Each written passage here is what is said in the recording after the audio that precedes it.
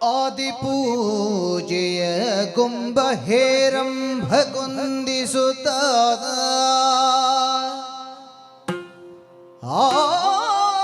ಆದರದಿ ಶಾರದೆಯ ಸಂಸ್ತುತಿಸಿ ಗಣಪತಿಯ ಸೋದರನು ಕಾರ್ತಿಕೇಯನ ಭಜಿಸಿ ಪೂರ್ವ ಕವಿಗಳ ಗುರು ಪರಂಪರೆಯ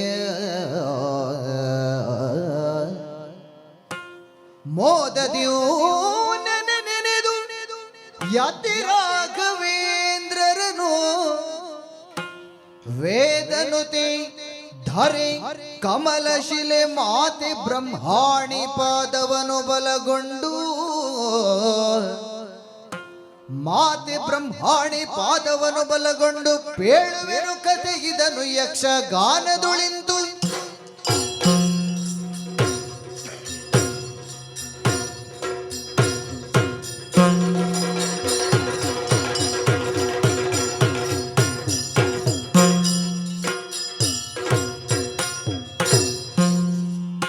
ಕೋದಂಡ ಶರದಿಂದ ರಾವಣನ ಕೊನೆಗೊಳಿಸಿ ಕೋದಂಡ ಶರದಿಂದ ರಾವಣನ ಕೊನೆಗೊಳಿಸಿ ಮಾಧವನು ಧರೆಯ ಭಾರವನಿಳು ಹೇ ಮೋದದಲ್ಲಿ ಮಾಧವನು ಧರೆಯ ಭಾರವನಿಳುಗೆ ಮೋದದಲ್ಲಿ ಸಾದರದಿ ಮಣಿಯುತ್ತ ಶ್ರೀರಾಮದ ಜಯ ವಿನುತ ವರ ವಿಭೀಷಣನಿಂದ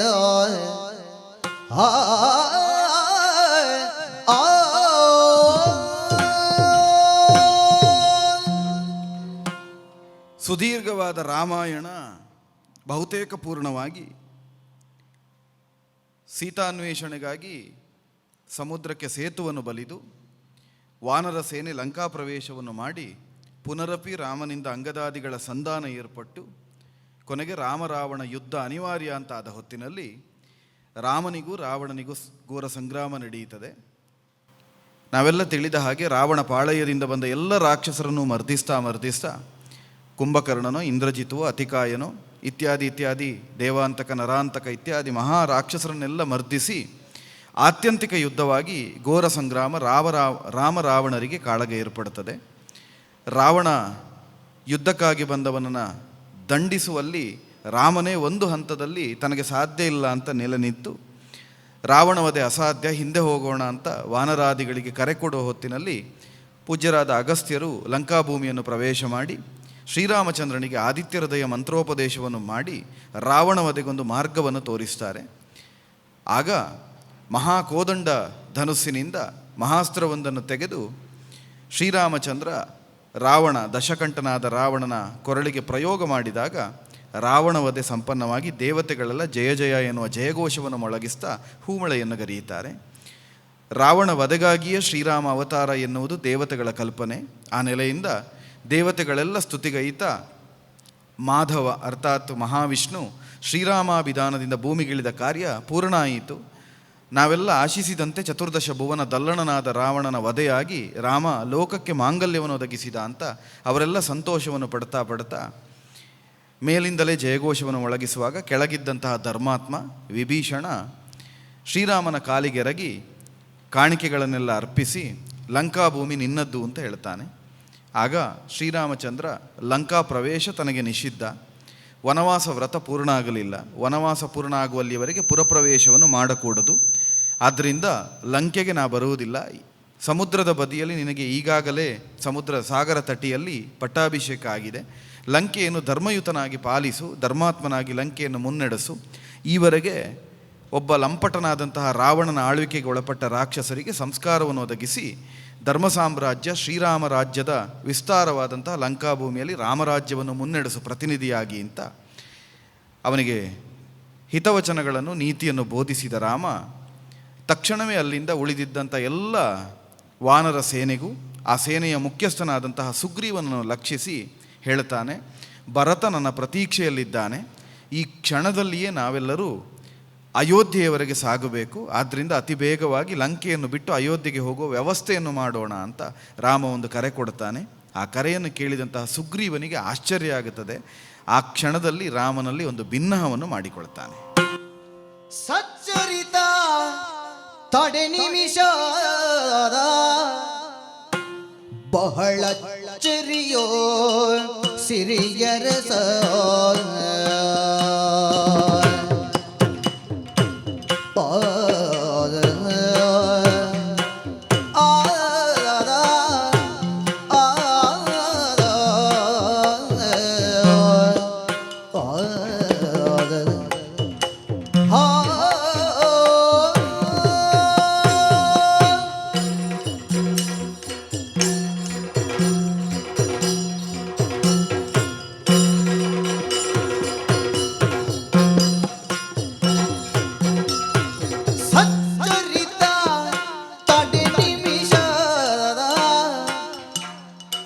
ಸಚ್ಚರಿತ ತಡೆ ನಿಮಿಷ ಬಹಳ ಚರಿಯೋ ಸಿರಿಯರಸ ಮೆಚ್ಚಿದ ಸತಿ ಹೂ ಜಾತಿಯ ಮರೆಯುತ್ತ ಮೆಚ್ಚಿದ ಸತಿ ಹೂ ಜಾತಿಯ ಮರೆಯುತ್ತಲಿಗೆ ಗಮಿಸುವೆ ಸನ್ನುತ ಸಹವನ್ನ ಕಾಣುವರೆ ಕ್ಷಣವಿಹುದೆಯ ತಾಳ್ ಅರರೆ ಮಹಿಸುತ್ತೆಯನ್ನು ನ ಕರೆಸುವೆ ನೀಗಲೇ ಬಹುವಿಧದಲ್ಲಿ ತಾನೊಂದಿಹಳಾಗಲೇ ಸಚ್ಚರಿತ ಸಿರಿಯರಸ ತಡೆ ನಿಮಿಷದ ಹಾ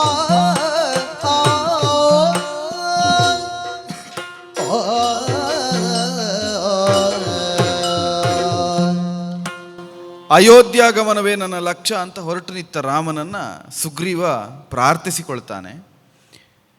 ನನಗೆ ಬಹಳ ಆಶ್ಚರ್ಯ ಆಗುತ್ತಾ ಉಂಟು ಶ್ರೀರಾಮ, ವಾಲಿವಧೆಯಾದ ಮೇಲೆ ಸೀತಾನ್ವೇಷಣೆಯನ್ನು ಮಾಡಬೇಕು ಅಂತ ವಾನರರಿಗೆ ಮೊದಲ ಆಜ್ಞಾಪನೆಯನ್ನು ಮಾಡಿದವನು ರಾಮ. ವರ್ಷ ಋತು ಅನ್ನುವ ಕಾರಣಕ್ಕಾಗಿ ಸುಗ್ರೀವ ಸ್ವಲ್ಪ ಔದಾಸೀನ್ಯವನ್ನು ಮಾಡಿ ಮಳೆಗಾಲದಲ್ಲಿ ಸಂಚಾರ ಕಷ್ಟ, ಮಳೆಗಾಲ ಮುಗಿದ ಮೇಲೆ ಸೀತೆಯನ್ನು ಹುಡುಕೋಣ ಅಂತ ಒಂದು 4 ತಿಂಗಳುಗಳ ಕಾಲ ಈ ಮಾಪನದಲ್ಲಿ ಸುಗ್ರೀವ ತಡೆ ಮಾಡುತ್ತಾನೆ. ಆಗ ಲಕ್ಷ್ಮಣನಲ್ಲಿ ರಾಮ ಸಿಟ್ಟು ಮಾಡ್ತಾನೆ. ಸುಗ್ರೀವ ಸೀತೆಯನ್ನು ಹುಡುಕಿ ಕೊಡ್ತೇನೆ, ವಾಲಿಯನ್ನು ಕೊಂದರೆ ಅಂತ ಹೇಳಿದ್ದ, ವಾಲಿವಧೆಯಾಗಿ ವರ್ಷ ಋತು ಕಳೆಯುತ್ತಾ ಬಂತು, ಇನ್ನೂ ಆ ಬಗ್ಗೆ ಯೋಚನೆ ಮಾಡ್ತಾ ಇಲ್ಲ ಸುಗ್ರೀವ ಅಂತ ಒಂದು ಸಣ್ಣ ಸಿಟ್ಟು ಮಾಡುವುದು ರಾಮಾಯಣದಲ್ಲಿ ಕಾಣುತ್ತದೆ. ಹಾಗೆ ಸುಗ್ರೀವನಲ್ಲಿ ಸಿಟ್ಟು ತೋರಿಸಿದ ರಾಮ ಸೀತೆಗಾಗಿ ಸೀತಾನ್ವೇಷಣೆ ವಿಳಂಬ ಆಯಿತು ಅಂತ ಸಿಟ್ಟು ತೋರಿಸಿದವ ಈಗ ಸೀತೆಯ ವಿಷಯವನ್ನೇ ಪ್ರಸ್ತಾಪಿಸದೆ, ಸೀತೆಯ ಬಗ್ಗೆ ಮಾತೇ ಆಡದೆ ರಾವಣವಧೆ ಪೂರ್ಣ ಆಯಿತು, ಈ ಕ್ಷಣದಲ್ಲಿ ನಾವು ಅಯೋಧ್ಯೆಗೆ ಹೋಗೋಣ ಅಂತ ಹೇಳ್ತಾ ಇದ್ದಾನೆ ಅಂತ ಅವನಿಗೊಂದು ದೊಡ್ಡ ಆಶ್ಚರ್ಯ ಆಯಿತು. ಅದರಿಂದಲೇ ಸಿರಿಯರಸ ಅಂತ ಕರೀತಾನೆ. ಅಂದರೆ ಸೀತೆಯ ಗಂಡ ಅಂತಲೇ ಒಂದು ಸಂಬೋಧನೆಯನ್ನು ಮಾಡಿ, ನನಗೆ ಆಶ್ಚರ್ಯ ಆಗುತ್ತಾ ಉಂಟು, ಭರತನನ್ನು ಕಾಣುವುದಕ್ಕೆ ನಮಗಿನ್ನೂ ಗಳಿಗೆ ಉಂಟು, ಅವಕಾಶ ಉಂಟು, ಹೋಗುವ ವ್ಯವಸ್ಥೆ ಮಾಡೋಣ. ಆದರೆ ಬಹಳ ನೊಂದಿರುವ ಸೀತೆ 11 ತಿಂಗಳು ಕಳೆದು 12 ತಿಂಗಳು ಪೂರ್ಣ ಆಗುವುದಕ್ಕೆ ದಿನಗಳು ಉಳಿದಿರುವುದು. ಸರಿಸುಮಾರು 1 ವರ್ಷಗಳ ಕಾಲ ರಾವಣನ ಅಂಕೆಯಲ್ಲಿ ಪರಿತಾಪವನ್ನು ಪಡುತ್ತಾ ನೋಯ್ತಾ ಇರುವ ಸೀತೆ ಜಾನಕಿ ಭೂಜಾತೆ ಬಂದ ಹನುಮಂತನು ವರ್ತಮಾನ ಹೇಳಿದ್ದಾನೆ, ಅವಳು ಕಣ್ಣೀರಿಳಿಸ್ತಾ ಇದ್ದಾಳೆ ಅಂತ. ಅಂತಹ ಸೀತೆಯನ್ನು ಮರೆತು ಈ ಕ್ಷಣವೇ ಅಯೋಧ್ಯೆಗೆ ಹೋಗೋಣ ಅಂತ ಹೇಳ್ತಾ ಇದ್ದಿ. ಇಷ್ಟು ದೊಡ್ಡ ಯುದ್ಧ ಮಾಡಿದ್ದೇ ಸೀತೆಯನ್ನು ಅಪಹರಿಸಿದ ರಾವಣನನ್ನು ಕೊಲ್ಲಬೇಕು ಅಂತ. ಅಂತಹ ನೀನು ಸೀತೆಯನ್ನು ಮರೆತು ಹೋಗುವುದು ಎಷ್ಟು ಸರಿ? ಆದ್ದರಿಂದ ಒಂದು ಸ್ವಲ್ಪ ಕಾಲಾವಕಾಶ ಕೊಡು, ಸೀತೆಯನ್ನು ನಾ ಕರೆಸ್ತೇನೆ, ನೀನೇನು ಮಾಡುವುದು ಬೇಡ, ನೀ ಇಲ್ಲೇ ಇರು. ನೀ ಹೊರಟು ಅಯೋಧ್ಯೆಗೆ ಹೋಗುವ ಉದ್ದೇಶ ಏನುಂಟು ಅದು ಪೂರ್ಣ ಆಗುವ ಮೊದಲು ಹೇಗಾದರೂ ಮಾಡಿ ಸೀತೆಯನ್ನು ನಾ ಕರೆಸ್ತೇನೆ, ಸೀತೆಯನ್ನು ಕೂಡಿಕೊಂಡು ನಾವು ಅಯೋಧ್ಯೆಗೆ ಹೋಗೋಣ ಅಂತ ಹೇಳ್ತಾನೆ. ವಿಚಿತ್ರ ಅಂದರೆ ರಾಮ ಅದಕ್ಕೆ ಹೂಂಕಾರವಾದ ಉತ್ತರವನ್ನು ಕೊಡುವುದಿಲ್ಲ, ಹೌದು ಅಂತಲೂ ಹೇಳುವುದಿಲ್ಲ, ಅಲ್ಲ ಅಂತಲೂ ಹೇಳುವುದಿಲ್ಲ, ಸುಮ್ಮನೆ ನಿಲ್ತಾನೆ ಶಾಂತಾರಾಮನಾಗಿ. ಆದರೆ ಸುಗ್ರೀವಾದಿಗಳಿಗೆ ಅದು ಕರ್ತವ್ಯ ಅಂತ ತಿಳಿದು ಸುಗ್ರೀವ ತಕ್ಷಣವೇನು ಮಾಡ್ತಾನೆ ಅಂದರೆ, ಸೀತೆಯನ್ನು ಕಂಡವ, ಸೀತೆ ಇರುವುದೆಲ್ಲಿ ಅಂತ ತಿಳಿದವ ಹನುಮಂತ ಪೂರ್ವದಲ್ಲಿ ಒಮ್ಮೆ ಸಮುದ್ರೋತ್ತರಣವನ್ನು ಮಾಡಿ ಲಂಕೆ ಪ್ರವೇಶ ಮಾಡಿ ಅಶೋಕವನದಲ್ಲಿದ್ದ ಸೀತೆಯನ್ನು ಕಂಡು ರಾಮನ ಉಂಗುರವನ್ನು ಕೊಟ್ಟು ಚೂಡಾಮಣಿಯನ್ನು ಪಡೆದು ಹೋದವ. ಹಾಗಾಗಿ ಈ ಕೆಲಸಕ್ಕೆ ಪರಂಗಿ ತಜ್ಞನಾದ ಹನುಮಂತನೇ ಸರಿ ಅಂತ ಯೋಚಿಸಿ ತಕ್ಷಣ ಹನುಮಂತನನ್ನು ಕರೆಯುತ್ತಾನೆ. ಹೆಚ್ಚು ಹೊತ್ತಿಲ್ಲ ನಮಗೆ, ಅತಿಕ್ಷಿಪ್ರವಾಗಿ ಹೋಗಿ ಅಶೋಕವನದಲ್ಲಿರುವ ಸೀತೆಯನ್ನು ಈ ಕ್ಷಣವೇ ಇಲ್ಲಿಗೆ ಕರೆದುತ್ತಾ ಅಂತ. ಇಲ್ಲಿಗೆ ಅಂದರೆ ರಾಮರಾವಣರ ಯುದ್ಧ ಆದದ್ದು ಸಮುದ್ರದ ದಡದಲ್ಲಿ, ಲಂಕೆಯ ಹೊರಬಾಹೆಯಲ್ಲಿ. ಲಂಕಾ ಪ್ರವೇಶವನ್ನು ರಾಮ ಮಾಡಲಿಲ್ಲ. ಆದ್ದರಿಂದ ಸಮುದ್ರದ ತಟಾಕಕ್ಕೆ, ಸಾಗರದ ಬುಡಕ್ಕೆ ಸೀತೆಯನ್ನು ಈ ಕ್ಷಣ ಕರೆದು ತರಬೇಕು ಅಂತ ಹನುಮಂತನಿಗೆ ಅಪ್ಪಣೆ ಮಾಡುತ್ತಾನೆ. ಹನುಮಂತನ ಪ್ರತೀಕ್ಷೆ ಇದ್ದದ್ದು ಅದೇ. ಆ ಕ್ಷಣದಲ್ಲಿ ಹನುಮಂತ ಸುಗ್ರೀವನ ಅಪ್ಪಣೆಯನ್ನು ಪಡೆದು ಹೊರಡುತ್ತಾನೆ. ಶೀಲರಾಮನೊಳರುಹಿ ಮನವನು ವೇಳೆಗಳೆಯದೆ ಸೂರ್ಯನಂದನಾದ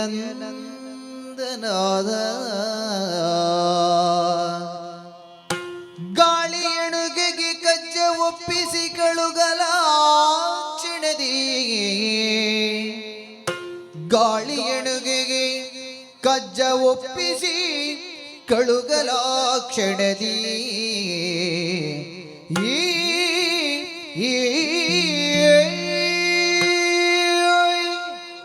ಗಾಳಿಯ ಮಗನಾದ ಹನುಮಂತ, ವಾಯುವೇಗ ಅವನಿಗಿರುವುದು. ಅತ್ಯಂತ ಪ್ರಸಿದ್ಧವಾದ ಹನುಮಂತನ ಸ್ತುತಿ ಇರುವುದೇ ಹಾಗೆ, ಮನೋಜಂ ಮಾರುತ ತುಲ್ಯ ವೇಗಂ. ಗಾಳಿಗೆ ಸಮಾನವಾದ ವೇಗವನ್ನು ಹೊಂದಿದವನು ಅಂತ, ಮನೋವೇಗದಿಂದ ಸಂಚರಿಸ್ತಾನೆ ಅಂತ. ಹಾಗಾಗಿ ಸಮುದ್ರದ ದಡದಿಂದ ಅಶೋಕವನದವರೆಗಿರುವ ದಾರಿ ಉಳಿದವರಿಗಾದರೆ ಬಹಳ ದೀರ್ಘ, ಆದರೆ ಹನುಮಂತನಿಗಾದರೆ ಕ್ಷಣದಲ್ಲಿ ಸಾಗುವ ದಾರಿ. ಅದರಿಂದ ಕ್ಷಣಾರ್ಧದಲ್ಲಿ ಅಲ್ಲಿಯವರೆಗೆ ಹೋಗಬಲ್ಲ ಅಂತ ಅಪ್ಪಣೆಯನ್ನು ಕೊಡ್ತಾನೆ. ಹನುಮಂತ ವೇಳೆಗಳೆಯದೆ ಚಂಗನೆ ನೆಗೆದು ಸಮುದ್ರದ ದಡದಿಂದ ಒಂದೇ ನೆಗೆತಕ್ಕೆ ಅಶೋಕವನಕ್ಕೆ ಬರುತ್ತಾನೆ.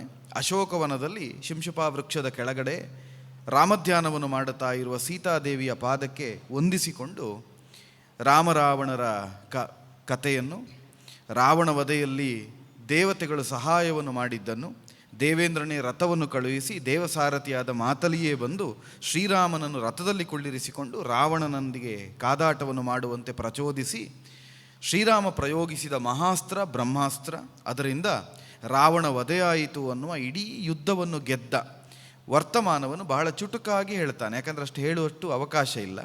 ಆದ್ದರಿಂದ ಇಲ್ಲಿಯವರೆಗೆ ನಿನ್ನನ್ನು ಹಿಂಸಿಸಿದ, ನಿನ್ನನ್ನು ವಶದಲ್ಲಿರಿಸಿಕೊಂಡ ದಶಕಂಠನ ವಧೆಯಾಯಿತು ಅನ್ನುವ ಸಮರ ವಿಜಯದ ವಾರ್ತೆಯನ್ನು ಹೇಳುತ್ತಾನೆ. ಆಗ ಸಮರ ವಿಜಯದ ವಾರ್ತೆಯನಾಲಿಸಿ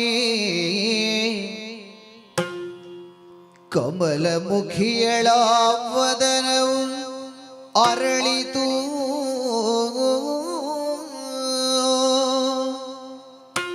ಕಮಲಮುಖಿಯಳ ವದನವರಳಿತು. ಕಮಲನಯನದೊಳ್ ಇಳಿದುದಾನಂದಾಶು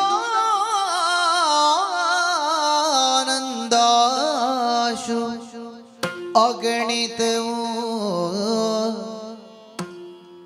ತಿಮಿರ ಕೋಟಿಯ ಕಳಿವೆ ಸೂರ್ಯನ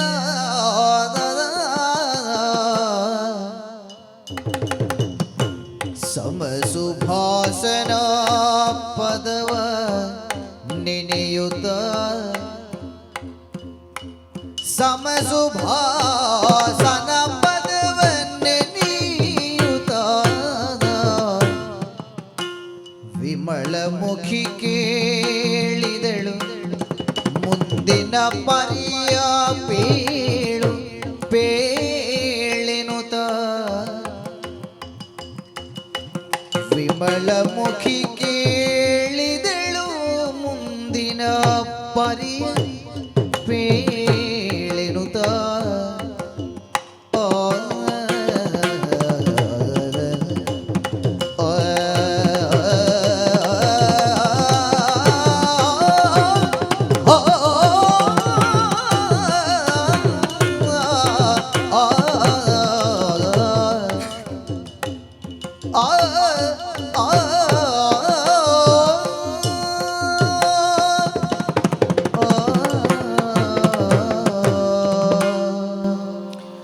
ಹನುಮಂತ ಬಹಳ ಎಳೆಯಾಗಿ ಯುದ್ಧ ಗೆದ್ದ ವರ್ತಮಾನವನ್ನು ವಿಸ್ತರಿಸಿದ.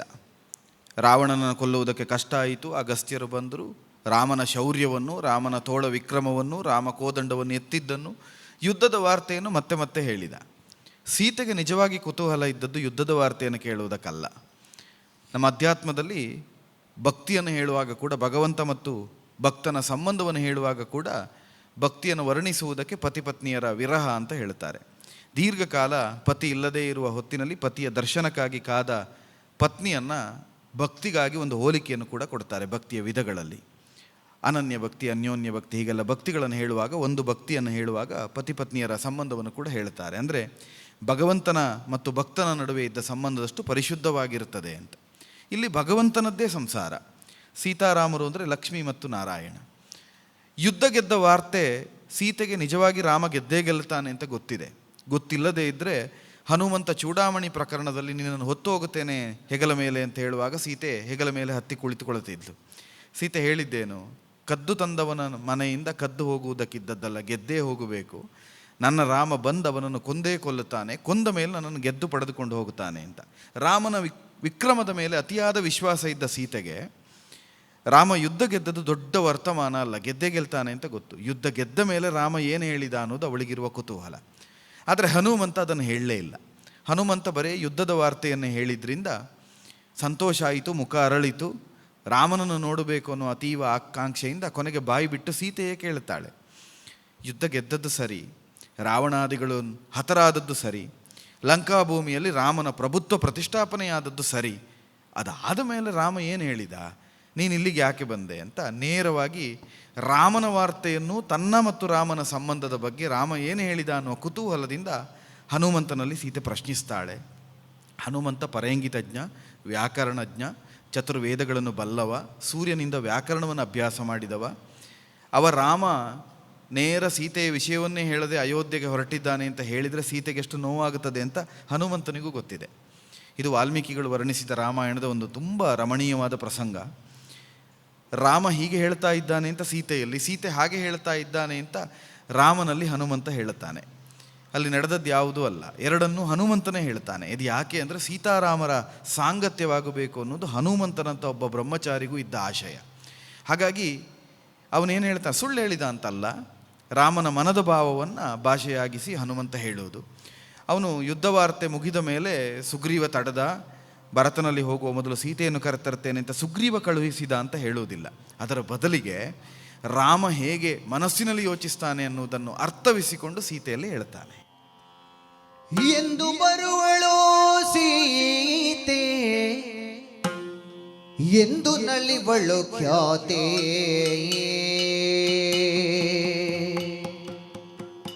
ಎಂದು ಬರುವಳು ಸೀತೆ, ಎಂದು ನಲಿವಳು ಖ್ಯಾತೆ, ಎಂದು ಮುಕ್ತಿಯು ಕಾಣೆ ನೆನುತ, ಎಂದು ಮುಕ್ತಿಯು ಕಾಣೆ ನೆನುತ, ನೊಂದು ಬೆಂದಿಗರ ಕಂದಿದ ನನ್ನ ಶ್ಯಾಮ, ನೊಂದು ಬೆಂದಿಗರ ಕಂದಿದ ನನ್ನ ಶ್ಯಾಮ, ಮುಂದೆನ್ನ ಕಳುಹಿದ ನಮಿತ, ಮುಂದೆನ್ನ ಕಳುಹಿದ ನಮಿತ ರಾಮ.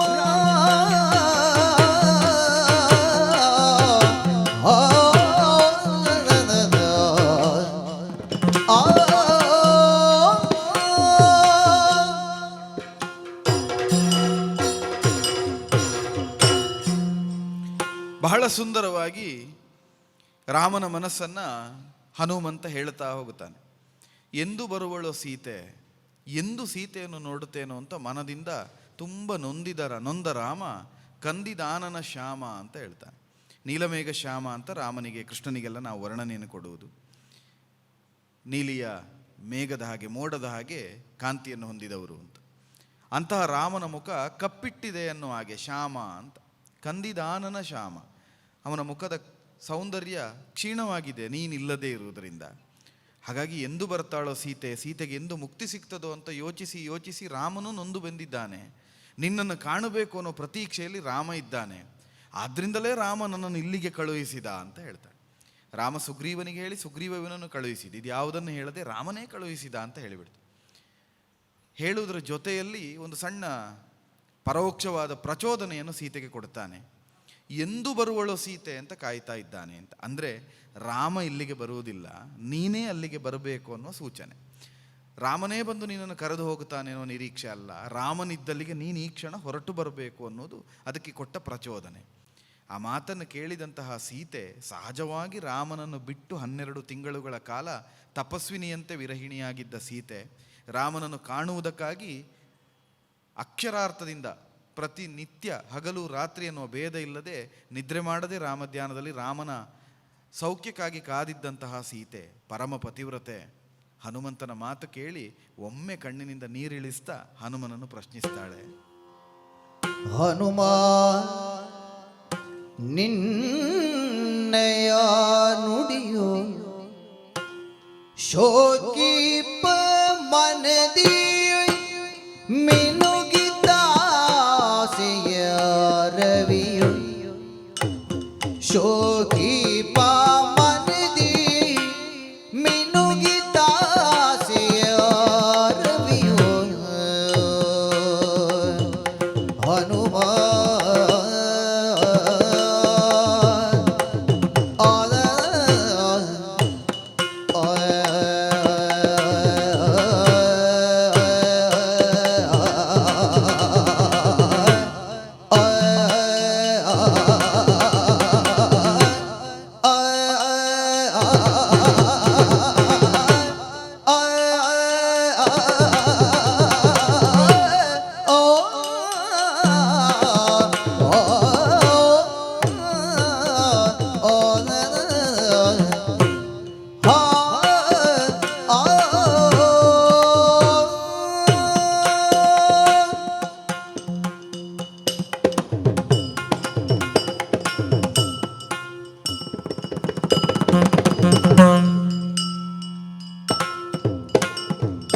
ಹನುಮ ನಿನ್ನಯ ನುಡಿಯು ಶೋಕಿ ಪಾಮನದಿ ಮಿನುಗಿದಾಸೆಯ ರವಿಯು ಶೋಕಿ ಪಾಮನದಿ ಮಿನುಗಿದಾಸೆಯ ರವಿಯು ಹನುಮ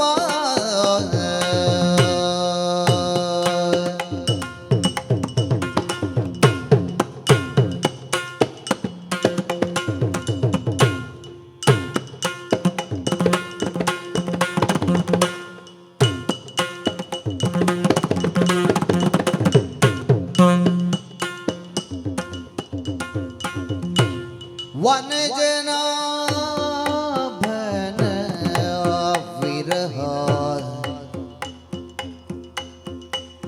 ಧನುಜರಟ್ಟುಳಿ ಕಲಹ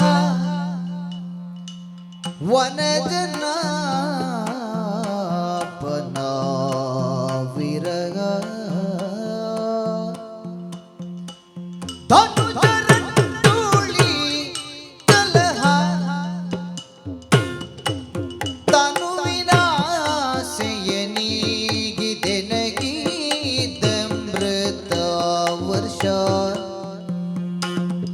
ವನಜನ ಮನ ವಿರಗ ಧನುಜ ರಟ್ಟುಳಿ ಕಲಗ ತಾನು ವಿಲಾಸೆಯನಿಗಿದೆ ನಗಿದಮೃತ ವರ್ಷ ಹನುಮ ನಿನ್ನಯ ನುಡಿಯು ಶೋಕಿ ಪಮನದಿ ಮಿನುಗಿದಾಸೆಯ ರವಿಯು ಮಿನುಗಿದಾಸೆಯ ರವಿಯು ಹನುಮ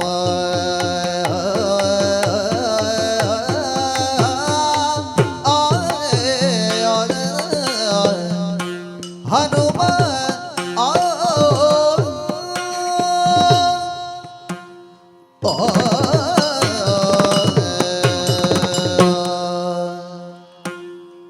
ಸೀತೆಯ ಭಾವತೀವ್ರತೆಯನ್ನು ಅತ್ಯಂತ ಸುಶ್ರಾವ್ಯವಾಗಿ ಭಾಗವತರು ಪ್ರಸ್ತುತಪಡಿಸಿದ್ದಾರೆ. ಯಾಕಂದರೆ 1000 ಪದಗಳಲ್ಲಿ ವರ್ಣಿಸಬಹುದಾದದ್ದನ್ನು ಒಂದು ನಾದ ವರ್ಣಿಸಿಕೊಡ್ತದೆ. ಅದು ನಾದಕ್ಕೂ ಮತ್ತು ಸಂಗೀತಕ್ಕಿರುವ ಶಕ್ತಿ. ಸೀತೆಯ ಭಾವ ಹೇಗಿತ್ತು ಅನ್ನುವುದಕ್ಕೆ ಅಷ್ಟೇ ಪ್ರಶಸ್ತವಾದ ರಾಗವನ್ನು ಬಳಸಿಕೊಳ್ತಾ ತುಂಬ ಸೊಗಸಾಗಿ ವರ್ಣಿಸಿದ್ದಾರೆ, ತುಂಬ ಚೆನ್ನಾಗಿ ಪ್ರಸ್ತುತ ಆಗಿದೆ. ಅಷ್ಟೇ ಸೊಗಸಾಗಿ ಉಳಿತಾ ಇರೋದಕ್ಕೆ ಮದ್ದಳೆಯ ಸಹಯೋಗವನ್ನು ಒದಗಿಸಿಕೊಟ್ಟಿದ್ದಾರೆ. ಸೀತೆ ಹನುಮಂತನ ಮಾತು ಕೇಳಿದಾಗ ಇಷ್ಟೇ ಆನಂದಕ್ಕೆ ಒಳಗಾಗಿದ್ಲು, ಇಷ್ಟೇ ಭಾವ ತೀವ್ರತೆಯಿಂದ ನೀ ಆಡ್ತಾ ಇರೋ ಮಾತು ಸತ್ಯವೇ ಹನುಮಂತ, ನಿಜವೇನು ನಿನ್ನ ಮಾತು? ನೀ ಹೇಳಿದ ಮಾತು ಕೇಳಿದ ನನಗೆ ಆಸೆಯೇ ಇಲ್ಲದೆ ಬದುಕಿನಲ್ಲಿ ತನುವಿನ ಆಸೆಯ ನೀಗಿದ್ದೆ. ಅದಕ್ಕೆ ಕಾರಣ ಒಂದು ಶ್ರೀರಾಮಚಂದ್ರನ ಅಗಲಿದ ವಿರಹ, ಇನ್ನೊಂದು ಈ ರಾಕ್ಷಸರ ಉಪಟಳ. ಈ ಎರಡರೊಟ್ಟಿಗೆ ತನುವಿನ ಆಸೆಯ ನೀಗಿ ಇನ್ನೇನು ನನಗೆ ಮರಣ ಅಂತ ಯೋಚಿಸಿದ ನನಗೆ ಅಮೃತ ವರ್ಷ ಸುರಿದ ಹಾಗೆ, ಒಂದು ಅಮೃತ ಸಿಕ್ಕಿದ ಹಾಗಾಯಿತು. ಮನಸ್ಸಿನ ಶೋಕದ ಆಗಸದಲ್ಲಿ ಸೂರ್ಯ ಉದಿಸಿದ ಹಾಗೆ ಸೂರ್ಯವಂಶನಾದ ರಾಮ ನನ್ನನ್ನು ಪ್ರತೀಕ್ಷೆ ಮಾಡುತ್ತಾ ಇದ್ದಾನೆನ್ನೋ ಒಂದು ಮಾತು ನನಗೆ ಮರಳಿ ಜೀವನವನ್ನು ಕೊಟ್ಟಿತು ಅಂತ ಸೀತೆ ಹೇಳ್ತಾಳೆ. ಆನಂದದಿಂದ ಕುಣಿದಾಡುತ್ತಾಳೆ. ಹನುಮಂತನಿಗೆ ಹೇಳ್ತಾಳೆ, ಈ ಕ್ಷಣದಲ್ಲಿಯೇ ಬರುತ್ತೇನೆ, ಬರುವ ಮೊದಲು ಇಷ್ಟು ಪ್ರತೀಕ್ಷೆಯಲ್ಲಿದ್ದ ರಾಮನ ಮುಂಭಾಗದಲ್ಲಿ ರಾಮನ ಅರಸಿಯಾಗಿ ಬರುವುದಕ್ಕೆ ಬೇಕಾಗಿ ಸ್ವಲ್ಪ ಶೃಂಗಾರವನ್ನು ಮಾಡಿಕೊಂಡು ಬರ್ತೇನೆ ಅಂತ. ಸಹಜವಾಗಿ ಹೆಮ್ಮಕ್ಕಳಿಗಿರುವ ಒಂದು ಗುಣ, ಹೆಮ್ಮಕ್ಕಳು ಸಂತೋಷವನ್ನು ಅಭಿವ್ಯಕ್ತಪಡಿಸುವುದು ಶೃಂಗಾರದಿಂದ, ದುಃಖವನ್ನು ಕ್ರೋಧವನ್ನು ಅಭಿವ್ಯಕ್ತಪಡಿಸುವುದು ಶೃಂಗಾರದಿಂದ. ನಾವು ಪುರಾಣವನ್ನು ಮತಿಸಿದರೆ ಗೊತ್ತಾಗುತ್ತದೆ. ಮಲಿನ ವಸ್ತ್ರವನ್ನು ಹೆಣ್ಣೊಬ್ಬಳು ಹುಟ್ಟಿದ್ದಾಳೆ ಅಂತಾದರೆ ಒಂದೋ ಅವಳಿಗೆ ಸಿಟ್ಟು ಬಂದಿದೆ ಅಂತ, ಇಲ್ಲ ಅವಳು ಶೋಕದಲ್ಲಿದ್ದಾಳೆ ಅಂತ. ಕಪ್ಪು ವಸನವನ್ನು ಹುಟ್ಟ ಕೈಕೆಯೋ, ಕೃಷ್ಣನೊಂದಿಗೆ ಕಾದಾಟ ಮಾಡುತ್ತಾ ಇದ್ದ ಸತ್ಯಭಾಮೆಯೋ, ಇವರೆಲ್ಲ ಭೂಷಣಾದಿಗಳನ್ನು ಆಭರಣಗಳನ್ನು ಕಳಚಿಟ್ಟು ಹಳೆಯ ವಸ್ತ್ರವನ್ನು ಸೀರೆಯನ್ನು ಉಡ್ತಾ ಇದ್ದದ್ದು ಸಿಟ್ಟು ಬಂದಾಗ ಅಥವಾ ಬೇಸರ ಆದಾಗ. ಸಂತೋಷ ಆದಾಗ ಅದರ ಅಭಿವ್ಯಕ್ತಿ ಶೃಂಗಾರದಿಂದ. ಅದರಿಂದ ಈವರೆಗೆ ರಾಮನಿಂದ ದೂರ ಇದ್ದ ನಾನು, ಶ್ರೀರಾಮನ ಅನಪಾಯಿನಿಯಾದ ನಾನು, ಶ್ರೀರಾಮನನ್ನು ಕಾಣುವುದಕ್ಕೆ ಶೃಂಗಾರವನ್ನುಗೊಂಡು ಅಲಂಕಾರವನ್ನು ಮಾಡಿಕೊಂಡು ಈ ಕ್ಷಣದಲ್ಲಿ ಆದಷ್ಟು ಬೇಗ ಬರ್ತೇನೆ, ನಾ ಬರ್ತಾ ಇದ್ದೇನೆ ಎನ್ನುವ ವಾರ್ತೆಯನ್ನು ರಾಮನಿಗೆ ನೀ ಮುಟ್ಟಿಸು ಹನುಮಂತ ಅಂತ ಹನುಮಂತನಿಗೆ ಹೇಳ್ತಾಳೆ. ಹನುಮಂತ ಉಳಿದ ರಾಕ್ಷಸಿಯರನ್ನೆಲ್ಲ ಹೊಡೆಯುತ್ತೇನೆ ಅಂತ ಹೊರಡುತ್ತಾನೆ, ನಿನ್ನನ್ನು ಹಿಂಸಿಸಿದವರಿಗೆ. ಆಗ ಸೀತೆ ಹೇಳ್ತಾಳೆ, ಅವರೆಲ್ಲ ಶರಣವೃತ್ತಿಯನ್ನು ನಿಷ್ಠೆಯಿಂದ ಮಾಡಿದವರು, ರಾವಣನ ಅಧೀನದಲ್ಲಿದ್ದವರು, ರಾವಣ ಹೇಳಿದ್ದನ್ನು ಮಾಡುತ್ತಾ ಇದ್ದವರು, ಅವರ ತಪ್ಪಿಲ್ಲ. ಸೇವಕರಾದವರು ಸೇವ್ಯ ಮತ್ತು ಸೇವಕ ಭಾವದಿಂದ ಯಾರು ಅನ್ನ ಕೊಡುತ್ತಾರೋ ಅವರಿಗೆ ಪ್ರಾಮಾಣಿಕರಾಗಿರಬೇಕಾದ ಕರ್ತವ್ಯ. ರಾವಣ ಹೇಳಿದ ಕೆಲಸ ಮಾಡಿದವರನ್ನು ಹಿಂಸಿಸಬೇಡ. ಈಗ ಅವರು ರಾವಣನ ಪ್ರಜೆಗಳಲ್ಲ, ವಿಭೀಷಣನ ಪ್ರಜೆಗಳು, ಇನ್ನೂ ಧರ್ಮಾತ್ಮರಾಗಿರುತ್ತಾರೆ. ಆಳುವ ಅರಸ ಹೇಗಿರ್ತಾನೋ ಹಾಗೆ ಪ್ರಜೆಗಳು ವ್ಯವಹರಿಸ್ತಾರೆ ಅಂತ ಹನುಮಂತನನ್ನು ತಡೆದು ಶೃಂಗಾರಗೊಂಡು ಬರ್ತೇನೆ ಅಂತ ಹನುಮಂತನನ್ನು ಕಳುಹಿಸ್ತಾಳೆ. ಅಲ್ಲೇ ಜೊತೆಯಲ್ಲಿದ್ದಂತಹ ಸರಮೆ ತ್ರಿಜಟೆಯರು ಇತ್ಯಾದಿಯರು ಸೀತೆಯನ್ನು ಶೃಂಗರಿಸ್ತಾರೆ. ಸೀತೆಗೆ ಹೊಸ ವಸನಗಳನ್ನು ಕೊಟ್ಟು ಸೀತೆ ಸರ್ವಾಲಂಕಾರ ಭೂಷಿತೆಯಾಗಿ ತುಂಬ ಗಾಂಭೀರ್ಯ ನಡಿಗೆಯಿಂದ ಆ ಸೇವಕಿಯರನ್ನೆಲ್ಲ ಕೂಡಿಕೊಂಡು ರಾಮನನ್ನು ಕಾಣುವುದಕ್ಕೆ ಅಂತ ಅಶೋಕವನದಿಂದ ಹೊರಟು ರಾಕ್ಷಸಿಯರ ಸಹಾಯದಿಂದ ಸಮುದ್ರದ ದಡದವರೆಗೆ ಬರ್ತಾಳೆ. ಬಂದು ದೂರದಲ್ಲಿ ಗಂಭೀರ ಮುಖಮುದ್ರೆಯನ್ನು ಹೊತ್ತು ನಿಂತ ರಾಮನನ್ನು ಬಹಳ ದೂರದಿಂದ ನೋಡುತ್ತಾ ನೋಡುತ್ತಾ ಮುಂದೆ ಬರ್ತಾಳೆ. ತಾರಕಿಗಳೀರ್ದ ನಭದಲ್ಲಿ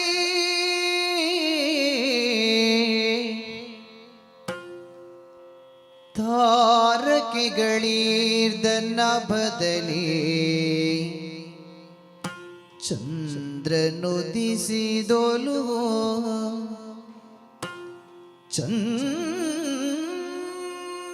ಚಂದ್ರನುದಿಸಿದನು ಸಾರಸಾಕ್ಷನ ಪದವ ಕಾಣುತ್ತ ಜಾನಕಿಯು ಸಾರಸಾಕ್ಷನ ಪದವ ಕಾಣುತ್ತ ಜಾನಕಿಯು ಜಾರುತಿಹ ಕಂಬನಿಯ ಮಾಲೆ ಅರ್ಚಿಸುತ್ತ ನುಡಿಸಿದಳು ರಘುವರನ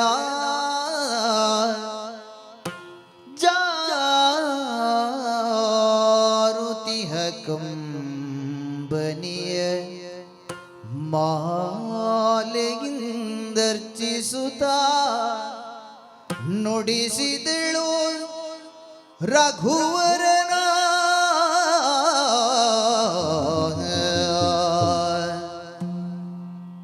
ರಾಮ ರಾಮ ಧರ್ಮಮೂರ್ತಿ ಕರುಣ ಸಾಗರ ರಾಮ ರಾಮ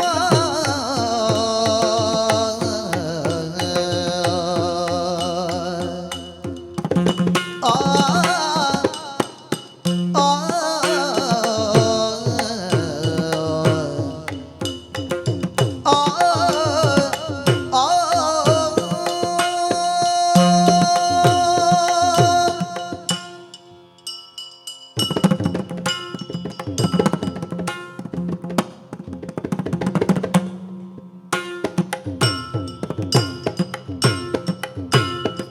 ರಾಮ ರಾಮ ಧರ್ಮಮೂರ್ತಿ ಕರುಣ ಸಾಗರ ರಾಮ ರಾಮ ಸೋಮವಾದನ ಸುಗುಣ ಸುಂದರ ರಾಮ ರಾಮ ಸೋಮವಾದನ ಸುಗುಣ ಸುಂದರ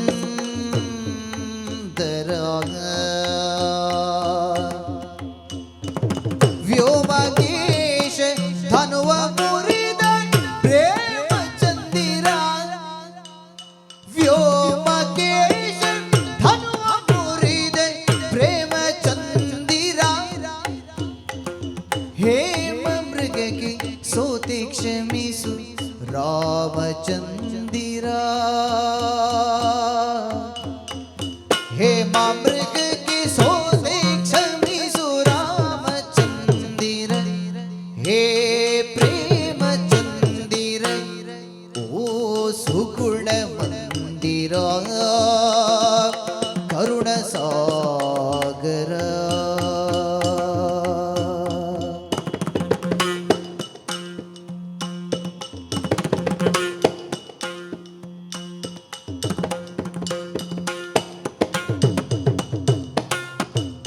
ವ್ಯೋಮಕೇಶ ಧನುವ ಮುರಿದ ಪ್ರೇಮ ಚಂದಿರ ಹೇಮ ಮೃಗಕ್ಕೆ ಸೋತೆ ಕ್ಷಮಿಸು ರಾಮಚಂದಿರ ಹೇಮ ಮೃಗಕ್ಕೆ ಸೋತೆ ಕ್ಷಮಿಸು ರಾಮಚಂದಿರ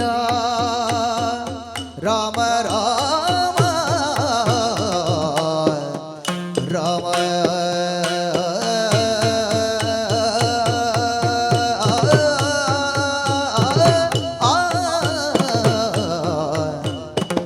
ರಾಮ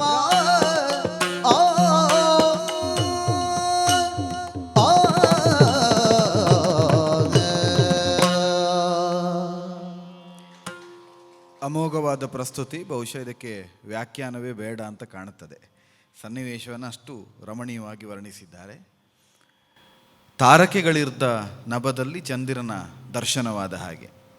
ನಕ್ಷತ್ರ ಇರುವ ಆಕಾಶವೇ ಚಂದ. ನಕ್ಷತ್ರ ಇದ್ದಾಗ ಆಕಾಶ ಚಂದ. ಆ ನಕ್ಷತ್ರದ ಮಧ್ಯದಲ್ಲಿ ಪೂರ್ಣ ಚಂದ್ರ ಇದ್ದರೆ ಆ ಆಕಾಶಕ್ಕೆ ಇನ್ನೂ ಶೋಭೆ. ಅಂದರೆ ನಕ್ಷತ್ರಗಳಿದ್ದಂತಹ ಆಕಾಶದಲ್ಲಿ ಚಂದ್ರನೋಪಾದಿಯಲ್ಲಿ ರಾಮಚಂದ್ರನನ್ನು ಸೀತೆ ಕಾಣುತ್ತಾಳೆ ಅಂತ. ಅಂದರೆ ಉಳಿದವರೆಲ್ಲ ನಕ್ಷತ್ರಗಳೇ ಇರಬಹುದು, ಆದರೆ ರಾಮ ಮಾತ್ರ ಚಂದ್ರ. ಆ ನಕ್ಷತ್ರ ತುಂಬಿದ ಆಕಾಶಕ್ಕೆ, ಆದ್ದರಿಂದ ಅವನನ್ನು ಉಡುಪತಿ, ಉಡುಪದರ ಹೀಗೆಲ್ಲ ನಾವು ಕರೀತೇವೆ. ಅಂತಹ ರಾಮನನ್ನು ಕಾಣುತ್ತಾ ಕಾಣುತ್ತಾ ಹತ್ತಿರಕ್ಕೆ ಬಂದು ಧರ್ಮಮೂರ್ತಿಯಾದ ರಾಮನ ಪಾದ ಮೂಲದಲ್ಲಿ ಕುಳಿತುಕೊಳ್ತಾಳೆ. ರಘುವರ ಅಂತ ರಾಮನನ್ನು ಸಂಬೋಧಿಸ್ತಾಳೆ. ಸೀತಾರಾಮರ ದಾಂಪತ್ಯ ಹೇಗಿತ್ತು ಅಂತ ನಮಗೆ ಮುಂದೆ ತಿಳಿತಾ ಹೋಗುತ್ತದೆ. ಸೂಚ್ಯವಾಗಿ ಇಲ್ಲಿ ನಮಗೆ ಅರ್ಥ ಆಗುತ್ತದೆ. ರಾಮನನ್ನು ಗಂಡ ಅಂತ ಕರೀಲಿಲ್ಲ, ರಾಮನನ್ನು ಸೀತೆಯ ಗಂಡ ಅಂತಲೂ ಹೇಳಲಿಲ್ಲ, ನನ್ನ ಪತಿ ಅಂತ ಹೇಳಲಿಲ್ಲ, ರಘುವರ ಅಂತ ಹೇಳಿದ್ಲು. ಅಂದರೆ ರಘುವಂಶದ ರಾಯರು ಆಳಿದಂತಹ ಸೂರ್ಯವಂಶದವನು ನೀನು, ಸೂರ್ಯವಂಶದ ಪ್ರಭು ನೀನು, ನೀನು ರಾಜಾರಾಮ, ನೀ ರಾಜಾರಾಮನಾಗುವುದಕ್ಕಿದ್ದವ, ಹಾಗೆ ನಾನು ನೀನು ವ್ಯವಹರಿಸಬೇಕು ಅನ್ನೋದು ಸೀತೆಯ ಮನಸ್ಥಿತಿ. ಇದು ಅಂತಸ್ಥವಾಗಿ ಅರ್ಥ ಮಾಡಿಕೊಂಡವರಿಗೆ ಮಾತ್ರ ಅರ್ಥ ಆಗಬಹುದು, ಮೇಲ್ನೋಟಕ್ಕೆ ಕಾಣುವವರಿಗೆ ಗುರುತಿಸುವುದು ಕಷ್ಟ. ಇದು ಆದರ್ಶ ದಾಂಪತ್ಯ. ಹಾಗೆ ಸಂಬೋಧಿಸಿ ಹೇಳ್ತಾ ಹೋಗ್ತಾಳೆ, ವ್ಯೋಮಕೇಶ ಧನುವ ಮುರಿದ ಪ್ರೇಮಚಂದಿರ ನೀನು, ಶಿವಧನುರ್ಭಂಗವನ್ನು ಮಾಡಿ ನನ್ನ ಕೈ ಹಿಡಿದೆ, ಅಲ್ಲಿಂದ ನಾನು ನೀನು ಒಂದಾದದ್ದು ಅಂತ ಇಡೀ ತಮ್ಮ ಜೀವನವನ್ನು, ಸೀತಾರಾಮನ ಬದುಕಿನ ಬದುಕನ್ನು ಒಂದು ವಾಕ್ಯದಲ್ಲಿ ತೆರೆದಿಡ್ತಾಳೆ. ಶಿವಧನುರ್ಭಂಗವಾಗದೇ ಇದ್ದರೆ ನನಗೂ ನಿನಗೂ ಮದುವೆ ಆಗುತ್ತಿರಲಿಲ್ಲ. ಸೀತಾ ಕಲ್ಯಾಣಕ್ಕೆ ಕಾರಣವಾದ್ದು ಶಿವಧನುರ್ಭಂಗ. ಶಿವಧನುಸ್ಸನ್ನು ಮುರಿದ ಮೇಲೆ ಮಾಲೆ ಇಕ್ಕಿ ಕೈ ಹಿಡಿದೆ, ಅಲ್ಲಿಂದ ಅಯೋಧ್ಯೆಗೆ ಬಂದೆವು, 13 ವರ್ಷ ಅಯೋಧ್ಯೆಯಲ್ಲಿದ್ದೆವು. ಅದಾದ ಮೇಲೆ ಕೈಕೆಯ ವರದ ನಿಮಿತ್ತವಾಗಿ ಪಟ್ಟಾಭಿಷೇಕ ಮುರಿದು ಬಿದ್ದು ವನವಾಸ ನಮಗೆ ದೀಕ್ಷೆಯಾಯಿತು, ವನಕ್ಕೆ ಬಂದೆವು, ಪಂಚವಟಿಯಲ್ಲಿ ನೆಲೆ ನಿಂತೆವು. 13 ವರ್ಷಗಳ ಕಾಲ ಪಂಚವಟಿಯಲ್ಲಿ ಮತ್ತೆ ದಾಂಪತ್ಯವನ್ನು ಮುನ್ನಡೆಸಿದೆವು. 13 ವರ್ಷ ಮುಗಿಯುವ ಹೊತ್ತಿನಲ್ಲಿ ಶೂರ್ಪನಖಿಯ ಪ್ರಕರಣ ಕಾರಣವಾಗಿ ಸೀತೆಯ ಅಪಹರಣ ಆಗುತ್ತದೆ. ಅಲ್ಲಿಂದ ಬೇರ್ಪಟ್ಟೆ. ಅದನ್ನು ಸೂಚ್ಯವಾಗಿ ಹೇಮಮೃಗದ ಆಸೆಯಿಂದಾಗಿ ನಾನು ತಪ್ಪಿಬಿಟ್ಟೆ ರಾಮ, ನನ್ನನ್ನು ಕ್ಷಮಿಸು. ಆ ಒಂದು ಬಂಗಾರದ ಜಿಂಕೆಗೆ ನಾ ಸೋಲದೇ ಇದ್ದರೆ ಇವತ್ತು ನಾವಿಬ್ಬರು ಬೇರಾಗುವ ಸ್ಥಿತಿಯೇ ಬರ್ತಿರಲಿಲ್ಲ. ವನವಾಸವನ್ನು ಸುಖವಾಗಿ ಮುಗಿಸಿ ಹೋಗಬಹುದಿತ್ತು. ಆದ್ದರಿಂದ ಆ ಮಾಡಿದ ತಪ್ಪಿಗೆ ಕ್ಷಮಿಸು. ಇಲ್ಲಿಯವರೆಗೆ ಬಂದು ರಾವಣಾದಿಗಳನ್ನು ಕೊಂದಿದ್ದಿ, ಇನ್ನಾದರೂ ನನ್ನನ್ನು ಸ್ವೀಕರಿಸು ಅಂತ ಕಾಲಬುಡದಲ್ಲಿ ಕುಳಿತು ರಾಮನಿಗೆ ಪ್ರಾರ್ಥನೆ ಮಾಡುತ್ತಾಳೆ. ಸೀತೆಯ ಊಹೆ, ಸೇರಿದ ಎಲ್ಲರ ಊಹೆ ಏನು ಅಂತ ಕೇಳಿದರೆ, ಕಾಲಬುಡದಲ್ಲಿ ಕುಳಿತಂತಹ ಸೀತೆಯ ಭುಜವನ್ನು ಹಿಡಿದು ರಾಮ ಮೇಲೆತ್ತಿ ಒಮ್ಮೆ ಸೀತೆಯ ಮುಖದಲ್ಲಿ ತನ್ನ ಮುಖವನ್ನು, ಸೀತೆಯ ದೃಷ್ಟಿಯಲ್ಲಿ ತನ್ನ ದೃಷ್ಟಿಯನ್ನು ಇರಿಸಿ ಸೀತೆಯನ್ನು ನೋಡಿ ಸೀತೆಯನ್ನೊಂದು ಗಾಢವಾಗಿ ಆಲಂಗಿಸಿಕೊಂಡು ಸೀತಾರಾಮರು ಒಟ್ಟಾಗಿ ಅಯೋಧ್ಯೆಗೆ ಹೊರಡುತ್ತಾರೆ ಅಂತ. ಇದು ಸೀತೆಯ ಪ್ರತೀಕ್ಷೆಯೂ ಹೌದು, ಸೇರಿದ ಎಲ್ಲ ವಾನರರ ಪ್ರತೀಕ್ಷೆಯೂ ಹೌದು, ಅಳಿದುಳಿದ ವಿಭೀಷಣ ಮತ್ತು ಉಳಿದ ರಾಕ್ಷಸರ ಪ್ರತೀಕ್ಷೆಯೂ ಹೌದಾಗಿತ್ತು. ಆದರೆ ಪ್ರಪ್ರಥಮ ಬಾರಿಗೆ ರಾಮ ಅದಕ್ಕೆ ವಿರುದ್ಧವಾಗಿ ವ್ಯವಹರಿಸ್ತಾನೆ. ಕೆಳಗೆ ಕುಳಿತ ಸೀತೆಯನ್ನು ಮುಟ್ಟುವುದು ಬಿಡಿ, ಸೀತೆಯ ಕಡೆಗೆ ನೋಡದೆ ಸೇರಿರುವ ಎಲ್ಲ ವಾನರರನ್ನು ನೋಡುತ್ತಾ ಉತ್ತರ ಕೊಡ್ತಾನೆ. ತರುಣಿ ಜಾನಕಿ ನಿನ್ನ ನೆನೆದು ಈ ದುರವ ಗೈದವನಲ್ಲ ಹಿರಿದು, ಈ ದುರವ ಗೈದವನಲ್ಲ ಹಿರಿದು, ಹರಿದಿನ ಕಳ್ಳರನ್ನು ನಿನ್ನ ಮೋಹವಾದಿಲ್ಲ, ಹರಿದಿನ ಕಳ್ಳರನ್ನು ನಿನ್ನ ಮೋಹವಾದಿಲ್ಲ, ಕರಳು ವಾನರ ಹಲವಿ ಭೀಷಣ ಇರುವ ಇಲ್ಲಿಗೆ ಮನವೋ ಬಂದೇಡೆ, ತರುಣಿ ಜಾನಕಿ ನಿನ್ನ ನೆನೆದು ಈ ದುರವ ಗೈದವನಲ್ಲ ಹಿರಿದು ಜಾನಕಿ.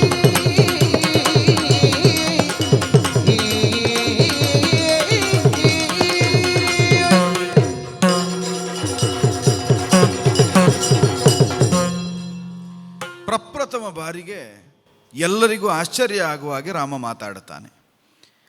ನೋಡುತ್ತಾ ಇರುವುದು ಉಳಿದವರನ್ನು, ಹೇಳುವ ವಿಷಯ ಸೀತೆಗೆ. ತರುಣಿ ಜಾನಕಿ ನಿನ್ನ ನೆನೆದು ಈ ದುರವಗೈದವನಲ್ಲ ಹಿರಿದು, ಈ ಯುದ್ಧವನ್ನು ನಿನಗಾಗಿ ಮಾಡಿದ್ದೇ ಅಲ್ಲ ಅಂತ ಎಲ್ಲರ ಮುಂದೆ ಘೋಷಿಸ್ತಾನೆ. ಗಂಡ ಹೆಂಡತಿ ಇಬ್ಬರೇ ಇರುವಾಗ ಮಾತಾಡುವುದು ಬೇರೆ, 4 ಮಂದಿ ಇರುವಾಗ ಹೆಂಡತಿಗೆ ವಿರುದ್ಧವಾಗಿ ಮಾತಾಡಿದಾಗ ಆಗುವ ಪರಿಣಾಮ ಬೇರೆ. ನಿನ್ನ ಅಪಹರಣ ಆಗುವ ಮೊದಲೇ ಅಗಸ್ತ್ಯಾಶ್ರಮದಲ್ಲಿ ಋಷಿಗಳು ಬಂದು ಪ್ರಾರ್ಥನೆ ಮಾಡಿದಾಗ, ಲೋಕಕಂಟಕನಾದ ರಾವಣನಾದಿಗಳಿಂದ ಕಷ್ಟ ಆಗುತ್ತಾ ಉಂಟು ರಾಮ ಅಂತ ಪ್ರಾರ್ಥಿಸಿದಾಗ, ರಾವಣಂ ಹನಿಷ್ಯಾಮಿ ಅಂತ ರಾಮ ಒಂದು ವಚನವನ್ನು ಕೊಡ್ತಾನೆ. ರಾವಣಾದಿಗಳನ್ನು ವಧಿಸುವುದಕ್ಕೆ ನಾನು ಕಾಡಿಗೆ ಬಂದಿದ್ದು ಅಂತ ಸೀತಾಪಹರಣಕ್ಕಿಂತ ಮೊದಲು, ಶೂರ್ಪನಖಿ ಬರುವುದಕ್ಕಿಂತ ಎಷ್ಟೋ ಮೊದಲು ರಾಮ ಮಾತಾಡಿರ್ತಾನೆ. ಅದನ್ನು ಉದಾಹರಿಸ್ತಾನೆ ಇಲ್ಲಿ. ಋಷಿಗಳಿಗೆ ಕೊಟ್ಟ ಮಾತಿಗೆ ಬೇಕಾಗಿ ನಾನು ಇಲ್ಲಿವರೆಗೆ ಬಂದಿದ್ದೇನೆ, ಋಷಿಗಳೆಲ್ಲ ಪ್ರಾರ್ಥಿಸಿದಂತೆ ರಾಕ್ಷಸಾದಿಗಳನ್ನು ಕೊಂದಿದ್ದೇನೆ, ರಾವಣವಧೆಯನ್ನು ಸಾಧಿಸಿದ್ದು, ಇಂದ್ರಜಿತುವನ್ನು ಕೊಂದಿದ್ದು, ಕುಂಭಕರ್ಣಾದಿಗಳನ್ನು ಮತಿಸಿದ್ದು, ವಿಭೀಷಣನಿಗೆ ಪಟ್ಟ ಕಟ್ಟಿದ್ದು, ಇದಿಷ್ಟೂ ಕೂಡ ನಿನ್ನ ಅಪಹರಣ ಆಗಿದೆ ಅನ್ನುವ ಕಾರಣಕ್ಕಾಗಿ ಅಲ್ಲವೇ ಅಲ್ಲ. ನಿನಗಾಗಿ ಯುದ್ಧ ಮಾಡಿದ ಹೆಂಡತಿಯ ಗಂಡ ನಾನಲ್ಲ. ನಾನು ಋಷಿಗಳಿಗಾಗಿ ಮಾಡಿದವನು, ಋಷಿ ಪ್ರತಿಪಾದ್ಯ. ನಾನು ಸೂರ್ಯವಂಶದ ರಾಜ, ಸೂರ್ಯವಂಶದ ಚಕ್ರವರ್ತಿಗಳ ಪ್ರತಿನಿಧಿ. ಈಗ ಆಳ್ತಾ ಇರುವ ಭರತನ ಪ್ರತಿನಿಧಿಯಾಗಿ ಭರತ ಮಾಡಬೇಕಾದ ರಾಕ್ಷಸ ವಧೆಯನ್ನು ನಾನು ಮಾಡಿಕೊಟ್ಟಿದ್ದೇನೆ. ಇದು ನನ್ನ ಕರ್ತವ್ಯವೇ ಹೊರತು ನಾನು ನಿನ್ನ ಮೋಹದಿಂದ ಯಾವುದನ್ನೂ ಮಾಡಿದ್ದಲ್ಲ. ಆದ್ದರಿಂದ ರಾವಣ ವಧೆ ಮಾಡಿದವನು ನನ್ನ ಗಂಡ ಅನ್ನುವ ಕಾರಣಕ್ಕೆ ನನ್ನ ಜೊತೆ ನೀ ಬರುವುದು ಬೇಡ. ಮುಕ್ತಳಾಗಿದ್ದಿ, ರಾವಣನ ಬಂಧದಲ್ಲಿದ್ದ ನಿನಗೆ ಸ್ವಾತಂತ್ರ್ಯ ಸಿಕ್ಕಿದೆ, ಬಂಧ ವಿಮೋಚನೆ ಆಗಿದೆ. ಇನ್ನು ನಿನ್ನ ಮನಸ್ಸು ಬಯಸಿದ ಹಾಗೆ ಬೇಕಾದರೆ ವಿಭೀಷಣ ಇದ್ದಾನೆ, ವಿಭೀಷಣನ ಅಂಕೆಯಲ್ಲಿದ್ದ ಅನುಭವ ಆಗಿದೆ ನಿನಗೆ 11-12 ತಿಂಗಳು, ಲಂಕೆಯಲ್ಲಿಯೇ ಬೇಕಾದರೆ ರಾಕ್ಷಸರೊಟ್ಟಿಗೆ ಇರು. ಇಲ್ಲ, ಸುಗ್ರೀವ ಇದ್ದಾನೆ, ವಾನರರೊಟ್ಟಿಗೆ ಬೇಕಾದರೂ ಹೋಗು. ಇಲ್ಲ, ನಿನ್ನಷ್ಟಕ್ಕೆ ನೀನು ಎಲ್ಲಿಗೋ ಹೋಗಬೇಕು ಅಂತ ಕಂಡ್ರೆ ಎಲ್ಲಿಗೆ ಬೇಕಾದರೂ ಹೋಗು. ಆದರೆ ನಾನು ನಿನಗಾಗಿ ಯುದ್ಧ ಮಾಡಿದ್ದೇನೆ ಅಂತ ತಿಳಿದು ನನ್ನ ಜೊತೆ ಅಂತೂ ನೀನು ಬರುವುದು ಬೇಡ. ನಿನಗಾಗಿ ನಾನು ಯಾವುದನ್ನೂ ಮಾಡಿದ್ದಲ್ಲ ಅಂತ ತುಂಬ ಕಠಿಣ ವಾಕ್ಯವನ್ನು ಒಂದು ಚೂರೂ ಮುಖದಲ್ಲಿ ಮಾರ್ಧವತೆಯನ್ನು ಇರಿಸಿಕೊಳ್ಳದೆ ರಾಮ ಮಾತಾಡ್ತಾನೆ. ರಾಮ ಅತ್ಯಂತ ಮೃದುಭಾಷಿ. ವಾಲ್ಮೀಕಿಗಳು ರಾಮನ 16 ಗುಣಗಳನ್ನು ವರ್ಣಿಸ್ತಾರೆ. ಬೇರೆ ಬೇರೆ ಸಂದರ್ಭಗಳಲ್ಲಿ ರಾಮನನ್ನು ಚಿತ್ರಿಸ್ತಾ ಹೋಗ್ತಾರೆ. ರಾಮನನ್ನು ಮಿತಭಾಷಿ, ಸ್ಮಿತಭಾಷಿ, ಪೂರ್ವಭಾಷಿ, ಅಪೂರ್ವಭಾಷಿ ಹೀಗೆ ರಾಮನನ್ನು ವರ್ಣಿಸ್ತಾರೆ. ಮಿತಭಾಷಿ ಅಂದರೆ ತುಂಬ ಕಡಿಮೆ ಮಾತಾಡ್ತಾನೆ, ಯಾಕಂದರೆ ಹೆಚ್ಚು ಮಾತಾಡಿದರೆ ಸುಳ್ಳು ಬರ್ತದೆ ಅಂತ, ಅದು ರಾಮನ ಆಶಯ. ಜಾಸ್ತಿ ಮಾತಾಡಿದಾಗ ಸುಳ್ಳು ಹೇಳಬೇಕಾಗ್ತದೆ, ಮಾತು ಕಡಿಮೆ ಆದರೆ ಸುಳ್ಳೇ ಬರುವುದಿಲ್ಲ, ಸತ್ಯ ಮಾತ್ರ ಬರ್ತದೆ, ಇದು ರಾಮನ ಆದರ್ಶ. ಸ್ಮಿತಭಾಷಿ, ನಗುತ್ತಾ ಮಾತಾಡ್ತಾ ಇದ್ದ. ರಾಮನ ಮುಖದಲ್ಲಿ ಸಿಟ್ಟು ಅಂತಿಲ್ಲ, ಯಾವಾಗಲೂ ಕ್ರೋಧರಾಮ ಅನ್ನುವ ಶಬ್ದವೇ ಇಲ್ಲ, ಶಾಂತರಾಮ ಅಂತ ಮಾತ್ರ ಇರುವುದು, ಅಂಥ ರಾಮ. ಪೂರ್ವಭಾಷಿ, ಉಳಿದವರು ಮಾತಾಡಿಸುವುದಕ್ಕಿಂತ ಮೊದಲು ರಾಮ ಮಾತಾಡ್ತಾ ಇದ್ದ.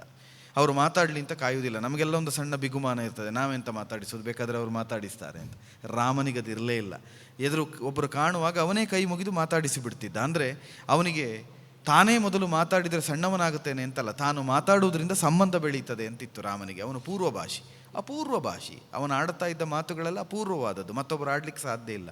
ಇಂತಹ ಗುಣವಿಶೇಷತೆಯನ್ನು ಹೊಂದಿದ ರಾಮ ಪ್ರಪ್ರಥಮ ಬಾರಿಗೆ ಬಿರುನುಡಿಗಳನ್ನು ಆಡ್ತಾಳೆ. ಸೀತೆಗೆ ಹೇಗಾಗಿರ್ಬೋದು? ಕಿವಿಗೆ ಕೆಂಡವ ಸುರಿದ ತೆರೆದೊಳಗವನಿಜಾದಿಯು ನುಡಿಗೆ ಬೆದರುತ್ತ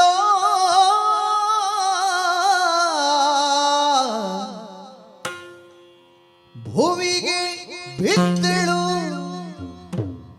ಕದಳಿ ಬುಡ ಕಡಿದಿಳಿಗೆ ಬೀಳುವಂತೆ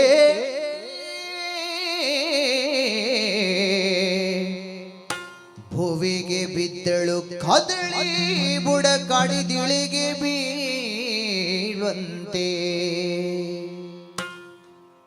ನಿಮ್ಮಡಿಯ ಗುಡಿಯೊಳಗೆ ಕಲ್ಲು ಮುಳ್ಳುಗಳನ್ನು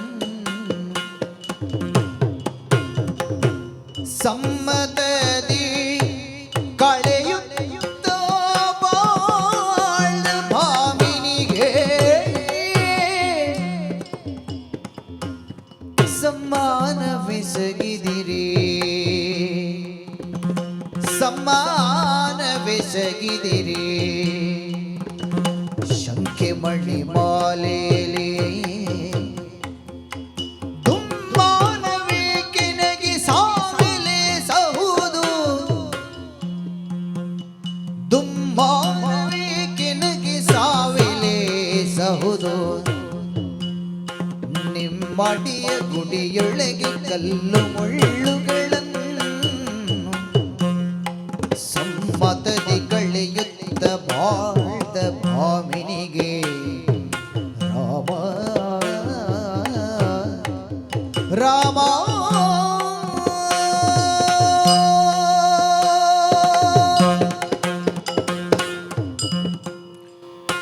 ಕಿವಿಗೆ ಕೆಂಡ ಸುರಿದಾಗಾದ ಸೀತೆ ಕದಳಿಯ ಒಂದು ಮರ, ಅಂದರೆ ಬಾಳೆಯ ಮರ ಬುಡ ಕಡಿದರೆ ಹೇಗೆ ಉರುಳಿ ಬೀಳ್ತದೋ ಹಾಗೆ ರಾಮನ ಕಾಲ ಮೇಲೆ ದೊಪ್ಪನೆ ಬೀಳ್ತಾಳೆ. ಬಿದ್ದು ಕಣ್ಣೀರಿಳಿಸ್ತಾ ಭಾಳ ಚೆನ್ನಾಗಿ ವರಾಳಿ ರಾಗದಲ್ಲಿ ಪ್ರಸ್ತುತಪಡಿಸಿದರು. ತುಂಬ ಜಾರುತ್ತಾ ಇರುವ ಕಣ್ಣೀರನ್ನೇ ರಾಮನ ಕಾಲನ್ನು ತೊಳೆಯುತ್ತಾ ತೊಳೆಯುತ್ತಾ ಹೇಳ್ತಾಳೆ, ನಿಮ್ಮಡಿಯ ಕಲ್ಲು ಮುಳ್ಳುಗಳ ತುಳಿದು ಬಂದವಳು ನಾನು. ಕಷ್ಟ ಬಂದಾಗ ರಾಮ ಬೇಡ ಅಂತ ಹೇಳಲಿಲ್ಲ, ಸುಖ ಬಂದಾಗ ಮಾತ್ರ ರಾಮ ಬೇಕು ಅಂತ ಹೇಳಲಿಲ್ಲ. ನಾನಾಗಿ ಕಷ್ಟಪಟ್ಟು ವನವಾಸವನ್ನು ಆಯ್ದುಕೊಂಡೆ. ಸೀತೆಗೆ ವನವಾಸ ಇರಲಿಲ್ಲ, ರಾಮನಿಗೆ ಮಾತ್ರ ಇದ್ದಿದ್ದು. ಸೀತೆ ಹಠ ಹಿಡಿದು ವನವಾಸಕ್ಕೆ ಹೊರಟಳು. ನಾನು ವನವಾಸಕ್ಕೆ ಬಂದದ್ದು ನಿಮ್ಮ ಜೊತೆಯೇ ಇರಬೇಕು ಅನ್ನೋ ಕಾರಣಕ್ಕೆ. ಹಾಗೆ ಬಂದು ಸಮ್ಮತದಿಂದ ಬದುಕಿದಂತಹ ನಿಮ್ಮ ಹೆಂಡತಿಗೆ ಶಂಕೆ ಮಣಿ ಮಾಲೆಯಲ್ಲಿ ಸಮ್ಮಾನವೆಸಗಿದಿರಿ ಅಂತ. ಸಮ್ಮಾನ ಮಾಡುವಾಗ ಮಾಲೆ ಹಾಕುವುದೊಂದು ಪದ್ಧತಿ ಅಲ್ಲ. ಇಷ್ಟು ಜನ ಸೇರಿದಂತಹ ವಾನರರು, ಕೋಟಿ ಕೋಟಿ ಸಂಖ್ಯೆಯ ವಾನರರು, ವಾನರ ವೀರರು, ವಿಭೀಷಣನಂತಹ ರಾಕ್ಷಸರು, ರಾಕ್ಷಸ ಪ್ರಜೆಗಳು, ಇವರೆಲ್ಲರ ಮುಂದೆ ಒಳ್ಳೆಯ ಸನ್ಮಾನ ಮಾಡಿದ್ರಿ ನೀವು. ಸನ್ಮಾನಕ್ಕೆ ಬಳಸಿದ ಮಾಲೆ ಯಾವುದು ಅಂತ ಕೇಳಿದರೆ ಶಂಕೆ ಮಣಿ ಮಾಲೆಯಲ್ಲಿ ಸಮ್ಮಾನವೆಸಗಿದಿರಿ. ಅನುಮಾನದ ಮಣಿಗಳನ್ನೇ ಪೋಣಿಸಿ ಒಂದು ಸಂಶಯದ ಮಾಲೆಯನ್ನು ಹಾಕಿ ನನಗೆ ಸಮ್ಮಾನ ಮಾಡಿದ್ರಿ. ನಿಮ್ಮನ್ನಿಷ್ಟು ಸೇವೆ ಮಾಡುತ್ತಾ ನೀವಲ್ಲದೆ ಗತಿ ಇಲ್ಲ ಅಂತ ಹೇಳಿದ ಒಬ್ಬಳು ಹೆಂಡತಿಗೆ ಇಷ್ಟು ಒಳ್ಳೆಯ ಉಡುಗೊರೆ ಕೊಡಬಹುದಾ? ಯಾವ ತಪ್ಪಿಗಾಗಿ ನನಗೆ ಈ ಶಿಕ್ಷೆಯನ್ನು ಕೊಡ್ತಾ ಇದ್ದೀರಿ? ಬೇಕಾದರೆ ಸುಗ್ರೀವನ ಜೊತೆ ಹೋಗು, ವಿಭೀಷಣನ ಜೊತೆ ಹೋಗು ಅಂತ ಹೇಳ್ತಾ ಇದ್ದೀರಿ. ನಿನಗಾಗಿ ಯುದ್ಧ ಮಾಡಿದ್ದೇ ಅಲ್ಲ ಅಂತ ಬಳಲಿಸ್ತಾ ಇದ್ದೀರಿ. ನಾನು ಏನು ತಪ್ಪು ಮಾಡಿದ್ದೇನೆ ಸ್ವಾಮಿ? ಯಾವ ತಪ್ಪಿಗಾಗಿ ನನಗೆ ಈ ಶಿಕ್ಷೆಯನ್ನು ಕೊಡ್ತಾ ಇದ್ದೀರಿ? ಕನಸು ಮನಸ್ಸಿನಲ್ಲಿ ರಾಮ ರಾಮ ರಾಮ ಅಂತ ಯೋಚಿಸ್ತಾ ಇದ್ದ ಹೆಣ್ಣಿಗೆ ಕಣ್ಣ ಮುಂದೆ ಕಾಣಿಸಿದ ರಾಮ ಇಷ್ಟು ಕಠಿಣನಾಗುತ್ತಾನೆ ಅಂತ ಯೋಚಿಸಿರಲಿಲ್ಲ. ಇದು ಸರಿಯೋ ಸ್ವಾಮಿ ಅಂತ ಕಾಲ ಮೇಲೆ ಬಿದ್ದು ಹೊರಳಾಡ್ತಾಳೆ. ಕರುಣಾಸಾಗರ ಅಂತ ರಾಮನಿಗೆ ಹೆಸರು. ಒಂದು ಕಾಗೆಗೆ ಮೋಕ್ಷ ಕೊಡ್ತಾನೆ, ಕಾಕಾಸುರನಿಗೆ. ಶ್ರೀರಾಮ ಕಾರುಣ್ಯ ಅಂತಲೇ ರಾಮಾಯಣಕ್ಕೆ ಮತ್ತೊಂದು ಪರ್ಯಾಯ ಹೆಸರು. ಶಬರಿಗೆ ಮೋಕ್ಷ ಕೊಡ್ತಾನೆ. ಶಾಪಗ್ರಸ್ತನಾದ ಗಂಧರ್ವ ಕಬಂಧನಿಗೆ ಸಂಸ್ಕಾರವನ್ನು ಮಾಡಿ ಮೋಕ್ಷ ಕೊಡ್ತಾನೆ. ಎಂತೆಂಥವರಿಗೆ, ಗುಹನ ಪ್ರೀತಿಗೆ ಪಾತ್ರನಾಗುತ್ತಾನೆ. ಜಟಾಯುವಿಗೆ ಸಂಸ್ಕಾರ ಮಾಡುತ್ತಾನೆ. ರಾಮ ಪ್ರಾಣಿ ಪಕ್ಷಿ ರಾಕ್ಷಸ ಉಳಿದವರನ್ನು ಬಿಡು, ತನ್ನ ಹೆಂಡತಿಯಾದ ಸೀತೆಯನ್ನು ಅಪಹರಿಸಿಕೊಂಡು ತಂದಂತಹ ರಾವಣ ಸತ್ತ ಮೇಲೆ ರಾವಣನಿಗೆ ಸಂಸ್ಕಾರ ಮಾಡುವಂತೆ ವಿಭೀಷಣನಿಗೆ ಅಪ್ಪಣೆ ಮಾಡ್ತಾನೆ. ನೀ ಮಾಡದೇ ಇದ್ದರೆ ದಶರಥ ಅಂತ ತಿಳಿದು ನಾ ಸಂಸ್ಕಾರ ಮಾಡ್ತೇನೆ. ಇಂಥದ್ದು ರಾಮನ ಆದರ್ಶ. ಅಂತಹ ಕರುಣಾ ಸಿಂಧುವಾದ ಕರುಣಾಸಾಗರನಾದ ರಾಮ ತನ್ನ ಹೆಂಡತಿಯಾದ ಸೀತೆ ಇಷ್ಟು ವಿಲಪಿಸ್ತಾ, ಇಷ್ಟು ಪ್ರಲಾಪವನ್ನು ಮಾಡುತ್ತಾ, ಕಣ್ಣೀರಿಳಿಸಿ ಆ ಲಂಕೆಯ ಮಣ್ಣಿನಲ್ಲಿ ಹೊರಳಾಡುತ್ತಾ ಇದ್ದಾಳೆ. ರಾಮ ಇದು ಸರಿಯೋ ಅಂತ. ಒಂದು ಕ್ಷಣವೂ ಕಣ್ಣೀರಿಳಿಸುವುದು ಬಿಟ್ಟು ಕರುಣೆಯನ್ನು ತೋರಿಸದೆ ನಿರ್ದಾಕ್ಷಿಣ್ಯವಾಗಿ ಹೀಗೆ ಬೆರಳು ಮಾಡಿ ತೋರಿಸ್ತಾನೆ. ನಿನ್ನ ದಾರಿ ನಿನಗೆ ಕೇಳು ಮಾನಿನ್ನಿ ಮಣಿ, ನಿನ್ನ ಮನವು ಬಯಸಿದಂತ ಸಾರು ನೀ ಸಾರು ಬಾವಿನಿ ಮಾನಿನಿ ಮಣಿ. ಮುನ್ನ ರಾವಣಾಂಗ ಭ್ರಷ್ಟೆ ಎನ್ನುವ ನುಡಿ, ಮುನ್ನ ರಾವಣಾಂಗ ಭ್ರಷ್ಟೆ ಎನ್ನುವ ನುಡಿ, ಎನ್ನ ಹೃದಯ ಮರಳು ಕಾಡು ಮಾನದಾಮಣಿ, ಎನ್ನ ಹೃದಯ ಮರಳುಗಾಡು ಮಾನದಾಮಣಿ ಮಾನಿನಿ ಮಣಿ. ನಿನ್ನ ದಾರಿ ನಿನಗೆ ಕೇಳು ಮಾನಿನಿ ಮಣಿ ಸಾರು ಭಾಮಿನಿ. ಅತ್ಯಂತ ಧರ್ಮಸೂಕ್ಷ್ಮಗಳನ್ನು ಗರ್ಭೀಕರಿಸಿಕೊಂಡು ರಾಮ ಮಾತಾಡುತ್ತಾನೆ. ರಾಮ ದೊಡ್ಡ ಅಪರಾಧಿ ಅಂತ ಕಾಣಿಸುವ ಪ್ರಕರಣ. ಇವತ್ತಿನ 21ನೇ ಶತಮಾನದಲ್ಲಿದ್ದ ಬಹುತೇಕರು ರಾಮನನ್ನು ವಿಮರ್ಶೆ ಮಾಡುವುದು ಎರಡು ಪ್ರಧಾನ ವಿಷಯಗಳಿಗೆ. ಒಂದು, ವಾಲಿಯನ್ನು ಮರೆಯಲು ನಿಂತು ಹೊಡೆದದ್ದಕ್ಕೆ, ಇನ್ನು ಸೀತೆಯನ್ನು ತ್ಯಾಗ ಮಾಡಿದ್ದಕ್ಕೆ. ಸ್ತ್ರೀವಾದದ ಹೆಸರಿನಲ್ಲಿ ವಾದ ಮಾಡುವವರೆಲ್ಲರಿಗೂ ತುಂಬ ದೊಡ್ಡ ಪ್ರಕರಣವಾಗಿ ಸಿಕ್ಕುವ ಪ್ರಕರಣ ಇದು. ರಾಮ ಇಷ್ಟು ಕಠೋರ, ರಾಮ ನಿರ್ದಾಕ್ಷಿಣ್ಯ, ರಾಮನಿಗೆ ಅನುಕಂಪ ಇಲ್ಲ, ಹೆಣ್ಣನ್ನು ಶೋಷಿಸಿದ, ತನಗಾಗಿ ಕಾಯ್ತಾ ಇದ್ದ ತಪಸ್ವಿನಿ ಅಂತ ಸೀತೆಯನ್ನು ಇಷ್ಟು ನಿಷ್ಕಾರಣವಾಗಿ ಕಂಡ ಅಂತ. ರಾಮ ಕೊಡುವ ಉತ್ತರ ಬಹಳ ಗರ್ಭೀಕೃತವಾದದ್ದು. ನಾವು ಅದರ ಅವಲೋಕನವನ್ನು ಮುಂದೆ ಮಾಡೋಣ. ಈಗ ಪ್ರಾಸಂಗಿಕವಾಗಿ ಈ ಹೊತ್ತಿನಲ್ಲಿ ರಾಮ ಹೇಳುವ ಮಾತು, ನಿನ್ನ ದಾರಿ ನಿನಗೆ ಸಾರು ಭಾಮಿನಿ. ನಿನ್ನ ದಾರಿ ನಿನಗೆ, ನಿನಗೆ ಯಾವ ದಾರಿ ಬೇಕೋ ಆ ದಾರಿಯನ್ನು ನೀನು ಆಯ್ದುಕೋ. ನೀನು ಮುಕ್ತಳು, ಸ್ವತಂತ್ರಳು ನೀನು. ನಿನ್ನ ದಾರಿಯನ್ನು ನಾನು ಕಟ್ಟುತ್ತಾ ಇಲ್ಲ. ನಿನಗೆ ಎಲ್ಲಿಗೆ ಬೇಕೋ ಅಲ್ಲಿಗೆ ಹೋಗ್ಬೋದು. ನಾನು ಆಗಲೇ ಹೇಳಿದ್ದೇನೆ, ವಿಭೀಷಣನೊಟ್ಟಿಗೆ ಹೋಗುತ್ತೀಯೋ ಹೋಗು, ಸುಗ್ರೀವನೊಟ್ಟಿಗೆ ಹೋಗುತ್ತೀಯೋ ಹೋಗು, ಇನ್ನೆಲ್ಲಿಗೂ ಹೋಗುತ್ತೀಯೋ ಹೋಗು. ನಿನಗೆ ಮುಕ್ತವಾದ ಅವಕಾಶ, ನಿನಗೆ ಯಾವ ನಿರ್ಬಂಧಗಳಿಲ್ಲ. ರಾಮನೆಂಬ ಅಂಕೆಯೊಳಗೆ ನೀನು ಇರಬೇಕಾಗಿಲ್ಲ. ನನ್ನ ಹೃದಯ ಮರಳುಗಾಡು, ನನ್ನ ಹೃದಯದಲ್ಲಿ ಭಾವ ಹುಟ್ಟುತ್ತದೆ. ಸೀತೆಯನ್ನು ಅಪ್ಪಿಕೊಳ್ತಾನೆ, ಸೀತೆಯನ್ನು ಸ್ವೀಕರಿಸ್ತಾನೆ ಅಂತ ಯೋಚನೆ ಮಾಡಬೇಡ. ಮರಳುಗಾಡು ಅಂತ ಹೇಳುವಾಗ ಸೂರ್ಯವಂಶದ ಕಥೆಯನ್ನು ಇಟ್ಟುಕೊಂಡು ಹೇಳುವ ಮಾತುಗಳದು. ದಂಡಕನಂತಹ ಒಬ್ಬನ ಸಾಮ್ರಾಜ್ಯ ಮರಳುಗಾಡಾಗುವುದಕ್ಕೆ ಹೊರಟದ್ದು ಧರ್ಮ ತಪ್ಪಿದ್ರಿಂದ, ನೀತಿಯನ್ನು ಮರೆತದ್ರಿಂದ. ಸೂರ್ಯವಂಶದ ಪ್ರಜೆಗಳು, ಸೂರ್ಯವಂಶದ ಅರಸರು ಧರ್ಮಾತ್ಮರಾಗಿದ್ದರು ಅನ್ನೋದು ಸ್ಪಷ್ಟ ಉಲ್ಲೇಖ. ವಸಿಷ್ಠರನ್ನೇ ಶಪಿಸುವುದಕ್ಕೆ ಹೊರಟ ಕಲ್ಮಾಶಪಾದನಾದ ಕಥೆಯೋ, ವಸಿಷ್ಠ ಪುತ್ರಿಯನ್ನೇ ಭೋಗಿಸಿ ದಂಡಕನ ರಾಜ್ಯಭ್ರಷ್ಟನಾಗಿ ದಂಡಕಾರಣ್ಯ ಸೃಷ್ಟಿಯಾಗುವಂತೆ, ದಂಡಕವೇ ಅವನಿರುವ ರಾಜ್ಯ ಭೂಮಿಯ ಮರಳುಗಾಡಾಗುವಂತೆ ಆದದ್ದು ಧರ್ಮವನ್ನು ತಪ್ಪಿದ್ರಿಂದ, ಧರ್ಮಚ್ಯುತರಾದ್ದರಿಂದ. ಧರ್ಮವನ್ನು ತಪ್ಪದೆ ಧರ್ಮಚ್ಯುತರಾಗದೆ ಬದುಕಬೇಕಾದ್ದು ಸೂರ್ಯವಂಶದ ಅರಸರಿಗೆ ಕರ್ತವ್ಯ. ಈಗ ಅಚ್ಯುತನೇ ಸೂರ್ಯವಂಶದಲ್ಲಿ ಹುಟ್ಟಿಕೊಂಡು ಬಂದಿದ್ದಾನೆ. ಅವನು ಮೊದಲೇ ಚ್ಯುತಿ ಇಲ್ಲದವ, ಅವ ಧರ್ಮಚ್ಯುತನಾಗುವುದು ಹೇಗೆ? ಆದ್ದರಿಂದ ನನ್ನ ಹೃದಯ ಮರಳುಗಾಡು, ನನಗೆ ಮಾನದ ಮಡಿ ಅಂತ ಹೇಳ್ತಾನೆ. ನನಗೆ ಮಡಿ ಇರುವುದು ಒಂದೇ, ಮಾನದ ಮಡಿ. ಮಾನ ಅಂದರೆ ಅಳತೆ ಅಂತ. ಶುದ್ಧವಾಗಿ ಮಾನದ ಮಡಿ ಹುಟ್ಟಿದ್ದೇನೆ. ಮಡಿ ಅನ್ನುವ ಶಬ್ದಕ್ಕೆ ತುಂಬ ಅರ್ಥಗಳುಂಟು. ಯಾವ ಅರ್ಥ ವಿನಿಯೋಗಿಸಿದರೂ ಸೀತೆಗೆ ಸರಿಯಾಗ್ತದೆ ಅಥವಾ ರಾಮನಿಗೆ ಸರಿಯಾಗ್ತದೆ. ಉಟ್ಟುಕೊಂಡ ಬಟ್ಟೆ ಮಾನದ ಮಡಿ ಅಂತ ಹೇಳಿದರೂ ಆಗ್ತದೆ. ಮಾನ ನಮ್ಮ ಬದುಕು, ಬಟ್ಟೆ ಅಂದರೆ ದಾರಿ ಅಂತ. ನಮ್ಮ ಬದುಕಿನ ದಾರಿಯೇ ಮಾನದ ಮತ್ತು ಮರ್ಯಾದೆಯ ಎರಡರೊಳಗಿರಬೇಕು. ಮರ್ಯಾದಾ ಪುರುಷೋತ್ತಮ. ಮಾನದ ಮಡಿ, ಮಾನಕ್ಕಾಗಿ ಪ್ರಾಣವನ್ನಾದರೂ ಬಿಡ್ತೇವೆ. ಮಡಿ ಅನ್ನೋದು ಸಾವು ಅಂತ ಅರ್ಥ. ಪೂಜ್ಯರಾದ ರಾಮಕೃಷ್ಣ ಪರಮಹಂಸರು ಒಂದು ಮಾತು ಹೇಳುತ್ತಾರೆ, ನಂಬಿಕೆಯೇ ಜೀವನ, ಶಂಕೆಯೇ ಮರಣ ಅಂತ. ಸಾವು ಮತ್ತು ಬದುಕಿನ ವ್ಯಾಖ್ಯಾನ ಕೊಡುವಾಗ ಬದುಕಿನ ದೃಢತೆಯನ್ನು ಇಟ್ಟುಕೊಳ್ಳುವುದಕ್ಕೆ, ನಂಬಿಕೆ ಉಂಟು ಅಂತಾದರೆ ಬದುಕು, ನಂಬಿಕೆ ಇಲ್ಲ ಶಂಕೆ ಬಂತು ಅಂತ ಅದರದೇ ಸಾವು, ಮತ್ತು ಅದಕ್ಕೆ ಬೇರೆ ಏನೂ ಬೇಡ, ನಾವು ಸತ್ತ ಹಾಗೆ, ಆತ್ಮಹತ್ಯೆ ಮಾಡಿಕೊಂಡ ಹಾಗೆ ಅಂತ.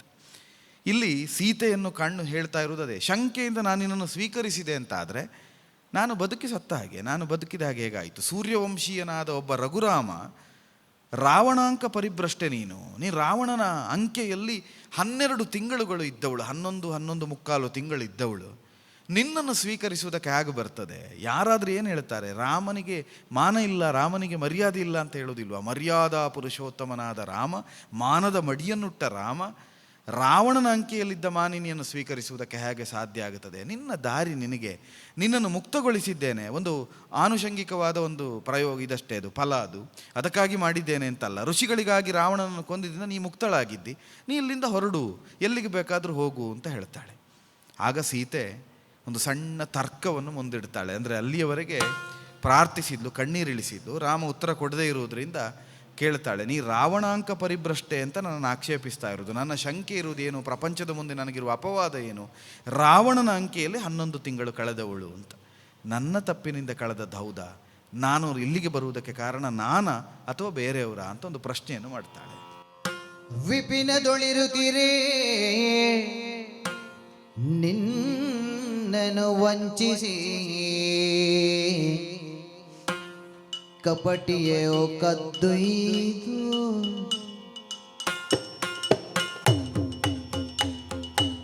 ವಿಪಿನದೊಳಿರುತ್ತೀರೆ ನಿನ್ನನ್ನು ವಂಚಿಸಿ ಕಪಟಿಯೋ ಕದ್ದೊಯ್ದ ತಪಸ್ಸಿಯೋ ತಿರದೊಳು ತೃಣವಿಡಿದಾಡಿದೆ ತಪಸ್ಸಿಯ ತೆರೆದೊಳು ತೃಣವಿಡಿದಾಡಿದೆ ಶಪಥವ ತಿಳಿಯಯ್ಯ ಶಪಥವ ತಿಳಿಯಯ್ಯ ವಿಪಿನದೊಳಿರುತ್ತೀರೆ ನಿನ್ನನ್ನು ವಂಚಿಸಿ ಕಪಟಿಯೋ ಕದ್ದೊಯ್ದ ತಪಸ್ಸಿಯ ತೆರೆದೊಳು ತೃಣವಿಡಿದಾಡಿದೆ ಶಪಥವ ತಿಳಿಯಯ್ಯ ರಾಮ ರಾಮ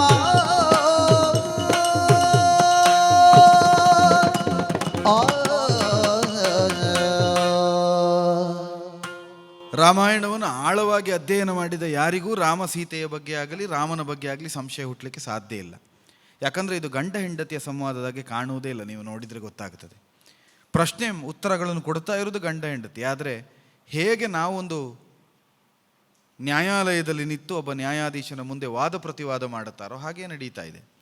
ನಿನ್ನ ದಾರಿ ನಿನ್ನದ್ದು ಅಂತ ಅವ ಹೇಳಲಿಕ್ಕೆ, ಅದಕ್ಕೆ ಕಾರಣ ಕೊಡುವುದು ಅವನದನ್ನೇ. ಸೂರ್ಯವಂಶದವನು ನಾನು, ನನಗೆ ಮಾನಕ್ಕಿಂತ ದೊಡ್ಡದು ಯಾವುದಲ್ಲ, ರಾವಣನ ಅಂಕೆಯಲ್ಲಿದ್ದವಳು ಅಂತ ಪ್ರಪಂಚ ಅಪವಾದ ಮಾಡುತ್ತದೆ, ನಿನ್ನ ನಾನು ಹೇಗೆ ಸ್ವೀಕರಿಸುವುದು ಅಂತ. ಅದಕ್ಕೆ ಅವಳು ಕೊಡುವ ಉತ್ತರ ಎಷ್ಟು ಸೊಗಸಾಗಿದೆ ಅಂದರೆ, ಕಾಡಿನಲ್ಲಿದ್ದ ನನ್ನನ್ನು ಕಪಟ ಸನ್ಯಾಸಿಯ ವೇಷವನ್ನು ಮಾಡಿಕೊಂಡು ಮಾಯಾಜಿಂಕೆಯನ್ನು ಕಳುಹಿಸಿ ಬಂಗಾರದ ಜಿಂಕೆಯ ನಿಮಿತ್ತವಾಗಿ ನೀನಿಲ್ಲದೆ ಇರುವ ಸ್ಥಿತಿ ನಿರ್ಮಾಣ ಆಗಿ ಅಲ್ಲಿಗೆ ಬಂದಂತಹ ಒಬ್ಬ ಕಪಟ ಸನ್ಯಾಸಿ ನನ್ನನ್ನು ಕದ್ದುಕೊಂಡು ಬಂದ. ಇದರಲ್ಲಿ ನನ್ನ ತಪ್ಪೇನಿದೆ? ನಾನಾಗಿ ರಾವಣನ ಹಿಂದೆ ಬಂದದ್ದೂ ಅಲ್ಲ, ಲಂಕೆಗೆ ಹೋಗಬೇಕು ಅಂತ ನಾನು ಯಾವತ್ತೂ ಯೋಚಿಸಲೂ ಇಲ್ಲ. ಬಂದ ರಾವಣನ ಹಿಂಬಾಲಕಲಾಗಿ ಬಂದದ್ದು ನಾನಲ್ಲ. ನನ್ನನ್ನೂ ವಂಚಿಸಿ ನನ್ನನ್ನೂ ಭಿಕ್ಷೆ ಕೊಡು ಅಂತ ಕೇಳಿ ಲಕ್ಷ್ಮಣ ಇಟ್ಟಿದ ನಿರ್ಬಂಧಗಳನ್ನೆಲ್ಲ ದಾಟಿ ಬರುವ ಹಾಗೆ ಮಾಡಿ ನಾನಿರುವ ಪರಿಸರದ ಭೂಮಿಯನ್ನೇ ಹೊತ್ತುಕೊಂಡು ಬಂದು ಪುಷ್ಪಕ ವಿಮಾನವನ್ನು ಏರಿಸಿಕೊಂಡು ಬಂದ. ನಾನೇನು ಮಾಡಬೇಕು? ಇದರಲ್ಲಿ ನನ್ನ ತಪ್ಪೇರಿದೆ? ನಾನು ಮುಗ್ಧಳಾಗಿ ನೀನೇ ನಿರ್ಮಿಸಿದ ಪರ್ಣಶಾಲೆಯ ಒಳಗೆ, ಪರ್ಣಕುಟೀರದೊಳಗಿದ್ದ ನನ್ನನ್ನು ವಂಚಿಸಿ ತಂದಂತಹ ಒಬ್ಬ ರಾವಣ. ಈಗ ರಾವಣಾಂಕ ಪರಿಭ್ರಷ್ಟೆ ಅಂತ ಅಪವಾದ ನನಗೆ ತಂದದ್ದು ಅವನು. ನೀನೂ ಮೋಸ ಹೋಗಲಿಲ್ವಾ? ನಿನ್ನನ್ನು ಅವಳು ವಂಚಿಸಲಿಲ್ವಾ? ನಿನ್ನನ್ನು ಅವ ವಂಚಿಸಿ ನಿನಗೇ ಮೋಸ ಮಾಡುತ್ತಾನೆ ಅಂತ ಆದರೆ ನಾನು ಮೋಸ ಹೋದದ್ರಲ್ಲಿ ಏನು ದೊಡ್ಡದಿದೆ? ಬಂದ ಸನ್ಯಾಸಿಯನ್ನು ಸತ್ಯ ಅಂತ ತಿಳಿದಿದ್ದೇನೆ ನಾನು, ನಿನಗೇ ಮೋಸ ಆಗಿದೆ, ನಿನ್ನನ್ನೇ ತಪ್ಪಿಸಿದ್ದಾನೆ. ನಿನ್ನ ಕಣ್ ತಪ್ಪಿಸುವುದಕ್ಕಾದವನಿಗೆ ನನ್ನನ್ನು ಎಳೆದು ತರಲಿಕ್ಕೆ ಆಗೋದಿಲ್ವ? ಹಾಗೆ ವಂಚಿಸಿ ತಂದದ್ರಿಂದ ನಾನು ಇಲ್ಲಿದ್ದೇನೆ. ಬಂದ ಮೇಲಾದರೂ ಸ್ವರ್ಣ ಜಿಂಕೆಗೆ ಸೋತ ನಾನು ಸ್ವರ್ಣ ಲಂಕೆಗೆ ಸೋಲಿಲ್ಲ. ತೃಣವನ್ನು ಹಿಡಿದು ರಾವಣನ ಎದುರು ಮಾತಾಡಿದ್ದೇನೆ. ಒಂದು ದಿವಸವೂ ಕೂಡ ರಾವಣನ ಮುಖ ನೋಡಲಿಲ್ಲ, ರಾವಣ ಅಂತ ಹೆಸರಿಡಿದು ಕರೀಲಿಲ್ಲ. ತೃಣವನ್ನು ಕೈಯಲ್ಲಿ ಹಿಡಿದು ಆ ಹುಲ್ಲನ್ನು ರಾವಣ ಅಂತ ತಿಳಿದು ರಾವಣನಿಗೆ ಚೀಮಾರಿಯನ್ನು ಹಾಕಿದ್ದೇನೆ. ಪ್ರತಿ ಕ್ಷಣ ರಾಮ ರಾಮ ರಾಮ ಧ್ಯಾನ ಮಾಡುತ್ತಾ ತಪಸ್ವಿನಿಯಾಗಿ ಕಳೆದವಳು ನಾನಿಲ್ಲಿ ಈ ಮಣ್ಣಿನಲ್ಲಿ. ಯಾವ ದೋಷವೂ ಇಲ್ಲದೆ ಇರುವ ನನ್ನನ್ನು ರಾವಣ ಅಂಕ ಪರಿಭ್ರಷ್ಟೆ, ರಾವಣನ ಅಂಕೆಯಲ್ಲಿ 11 ತಿಂಗಳಿದ್ದವಳು ಅಂತ ಸಾಮಾನ್ಯ ಮನುಷ್ಯರು ಮಾತಾಡುವಾಗ ನೀ ಮಾತಾಡಿದರೆ ಇದನ್ನು ಪ್ರಪಂಚ ಒಪ್ಪುತ್ತದೆ. ಒಬ್ಬ ಸೂರ್ಯವಂಶದ ದೊರೆಯಾಗಿ ನಿನ್ನನ್ನು ಇದನ್ನು ಒಪ್ಪುವುದಕ್ಕೆ ಸಾಧ್ಯವೋ ಅಂತ ದೊಡ್ಡ ನ್ಯಾಯವಾದಿಗಳು ಇಡುವ ಒಂದು ಒಳ್ಳೆಯ ವಿಷಯದ ಹಾಗೆ ಒಂದು ತರ್ಕವನ್ನು ಮುಂದೆ ಇಡುತ್ತಾಳೆ ಸೀತೆ.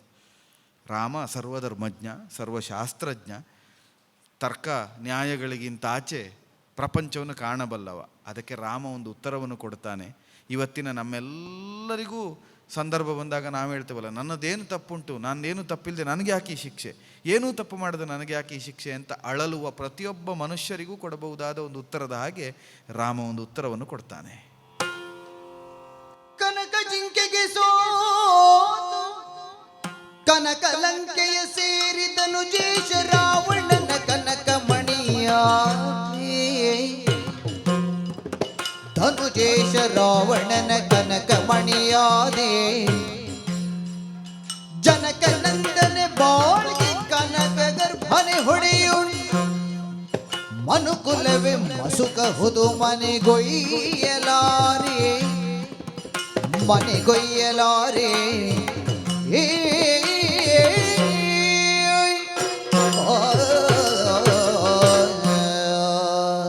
ಬಹುಶಃ ಒಂದು 20-25 ಸೆಕೆಂಡಿನೊಳಗೆ ಗರಿಷ್ಠ ಪರಿಣಾಮ ಕೊಡಬಹುದಾದ ಒಂದು ಪದ್ಯದ ಪ್ರಸ್ತುತಿ. ತುಂಬ ಸೊಗಸಾಗಿದೆ. ರಾಮ ಕೊಟ್ಟ ಉತ್ತರವನ್ನು ಅಷ್ಟೇ ಸ್ಪಷ್ಟವಾಗಿ ಅಷ್ಟು ಚಂದ ಹೇಳಿದರು. ಕನಕ ಜಿಂಕೆಗೆ ಸೋತು ಕನಕ ಲಂಕೆಯ ಸೇರಿ ಧನುಜೇಶ ರಾವಣನ ಕನಕಮಣಿಯಾದೆ. ನೀನಾದದ್ದಿದು, ನೀನಾಗಿ ಬಯಸಿದ್ದಲ್ಲ, ನಿನಗಾದದ್ದು. ಬದುಕು ನಾವು ಎಣಿಸಿದಾಗೆ ಆಗುವುದಲ್ಲ, ಬದುಕು ಬರುವುದು. ಅದರಿಂದಲೇ ಪ್ರಾಜ್ಞರು ಹೇಳ್ತಾರೆ, ಬದುಕಿರುವುದು ಅಂದುಕೊಳ್ಳುವುದಕ್ಕಲ್ಲಂತೆ, ಬದುಕಿರುವುದು ಹೊಂದಿಕೊಳ್ಳುವುದಕ್ಕಂತೆ. ನಾವು ಅಂದುಕೊಂಡದ್ದು ಬದುಕಲ್ಲ, ನಾವು ಹೊಂದಿಕೊಳ್ಳುವುದಕ್ಕಿರುವುದು ಬದುಕು. ಹೇಗೆ ಬರ್ತದೋ ಆಗ ಬದುಕನ್ನು ಹೊಂದಿಕೊಳ್ಳಬೇಕು ಅಂತ. ನೀನು ಕನಕ ಜಿಂಕೆಗೆ ಸೋತದ್ದು ಮಾತ್ರ ನಿನ್ನ ತಪ್ಪು, ಅಲ್ಲಿಂದ ಮುಂದೆ ನಡೆದದ್ದು ಯಾವುದು ನಿನ್ನ ಇಚ್ಛೆ ಅಲ್ಲ. ಕನಕ ಜಿಂಕೆ ಬೇಕು ಅಂತ ಹಠ ಹಿಡಿದೆ. ಎಲ್ಲಿಯವರೆಗೆ ಹಠ ಹಿಡಿದಳು ಸೀತೆ ಅಂತ ಕೇಳಿದರೆ, ಬಾಣ ಬಿಟ್ಟರೆ ಸಾಯ್ತದೆ ಅಂತ ಹೇಳುವಾಗ ಅವಳು ಅದನ್ನೇ ಹೇಳ್ತಾಳೆ, ಪಂಚಬಾಣನ ಪಿತನೆ ಕೇಳು ಮೃಗ ವಂಚಿಸುತ್ತ ಹಸು ಒಳಿದುದಾದರೆ ಪ್ರೀತಿಯಲ್ಲಿ ಚರ್ಮವ ಸುಲಿದು ಕಂಚುಕವ ಮಾಡಿ ಧರಿಸುವೆನು ಅಂತ. ಸತ್ರೆ ಸಾಯಿಲಿ, ಅದರ ಚರ್ಮ ಸುಲಿದಾದ್ರೂ ಮೈ ಮೇಲೆ ಹಾಕ್ಕೊಂಡು ತೃಪ್ತಿ ಪಡ್ತೇನೆ ಅಂತ. ಇದು ಸೀತೆಯ ಹಠ. ಆ ಹಠಕ್ಕೆ ರಾಮ ಹೋದವ. ಆವಾಗ ರಾವಣ ಬಂದು ಅಪಹರಣ ಮಾಡಿದವ. ಇದಿಷ್ಟು ನಿನ್ನ ಇಚ್ಛೆ. ಕನಕ ಜಿಂಕೆಗೆ ಸೋತದ್ದು ನೀನು. ಅಲ್ಲಿಂದ ಮುಂದೆ ಲಂಕೆಗೆ ಬಂದದ್ದು, ರಾವಣನೊಟ್ಟಿಗೆ 11 ತಿಂಗಳು ರಾವಣನ ಭೂಮಿಯಲ್ಲಿರಬೇಕಾದದ್ದು. ಮನುಜರಾದ ನಮ್ಮೆಲ್ಲರ ಬದುಕಿನ ಜೀವನಕ್ಕೆ ಆ ಕಾರಣ ಯಾರು ಅಂತ ಕೇಳಿದರೆ ಒಂದೇ ಮಾತಲ್ಲಿ ಹೇಳುವುದಿದ್ರೆ ಕನಕ ಗರ್ಭನೇ ಹೊಣೆಯು. ಬ್ರಹ್ಮ ಬರೆದು ಕಳಿಸಿದ್ದಾನೆ ಬದುಕು ಹೀಗೆ ಅಂತ. ಇದರ ಆಚೆ ಯೋಚಿಸ್ಲಿಕ್ಕಿಲ್ಲ. ಇದು ನಮ್ಮ ಕರ್ಮದ ಫಲ. ನಾವು ಮಾಡಿದ ಕರ್ಮವನ್ನು ಅನುಭವಿಸಲೇಬೇಕು. ಅದನ್ನೇ ಗೀತೆಯಲ್ಲಿ ಕೃಷ್ಣಾದಿಗಳು ಹೇಳ್ತಾರೆ, ಅವಶ್ಯಂ ಅನುಭೋಕ್ತವ್ಯಂ ಕೃತಾಕರ್ಮ ಶುಭಾಶುಭ. ಮಾಡಿದ ಕರ್ಮವನ್ನು ಅನುಭವಿಸಲೇಬೇಕು.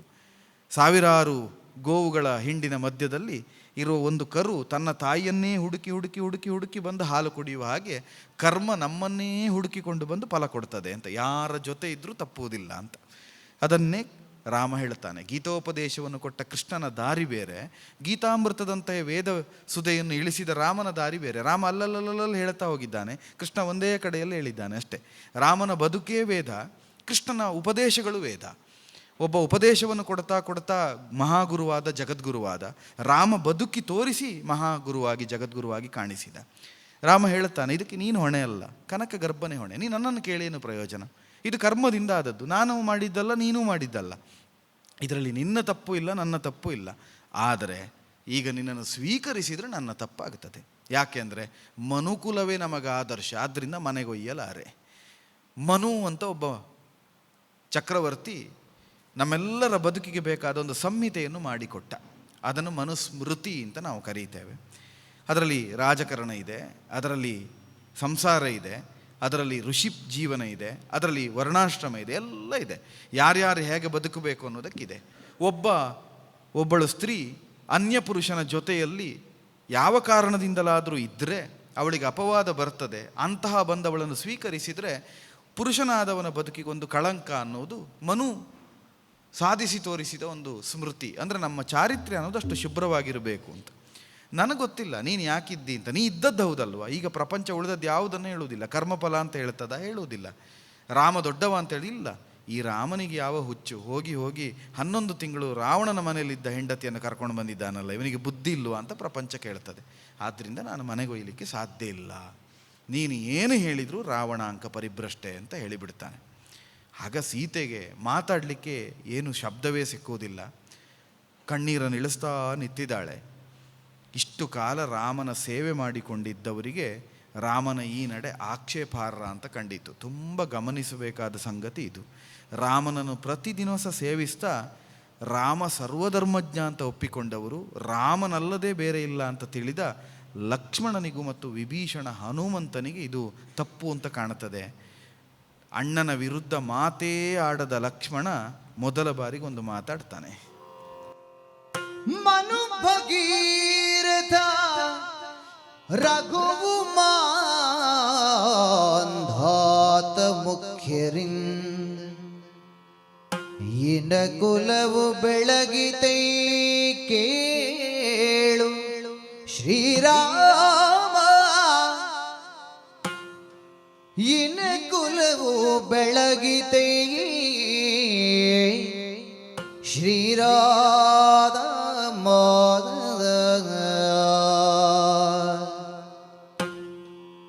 ಮನೆತನದ ಮುತ್ತೈದೆ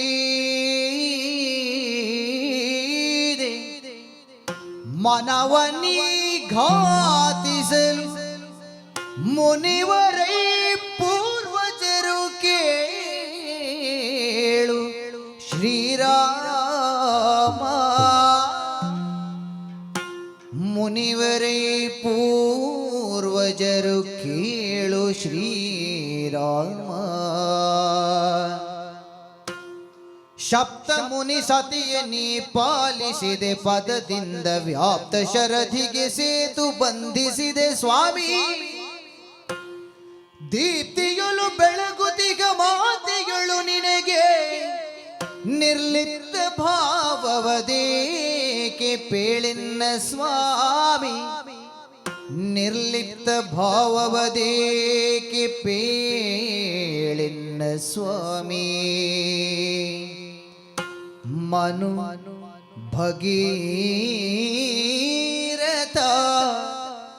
ರಘು ಮಾಂಧಾತ ಮುಖ್ಯರಿಂದ ಇನ ಕುಲವು ಬೆಳಗಿತೈ ಕೇಳು ಶ್ರೀರಾಮ.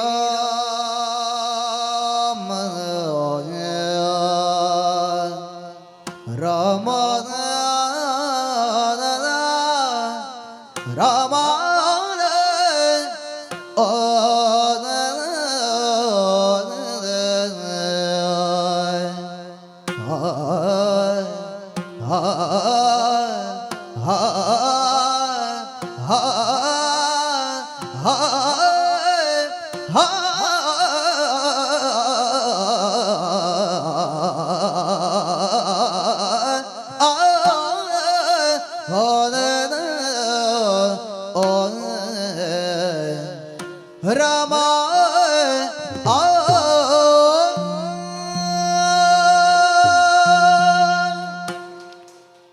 ಬಹಳ ಸೊಗಸಾದ ಪ್ರಸ್ತುತಿ.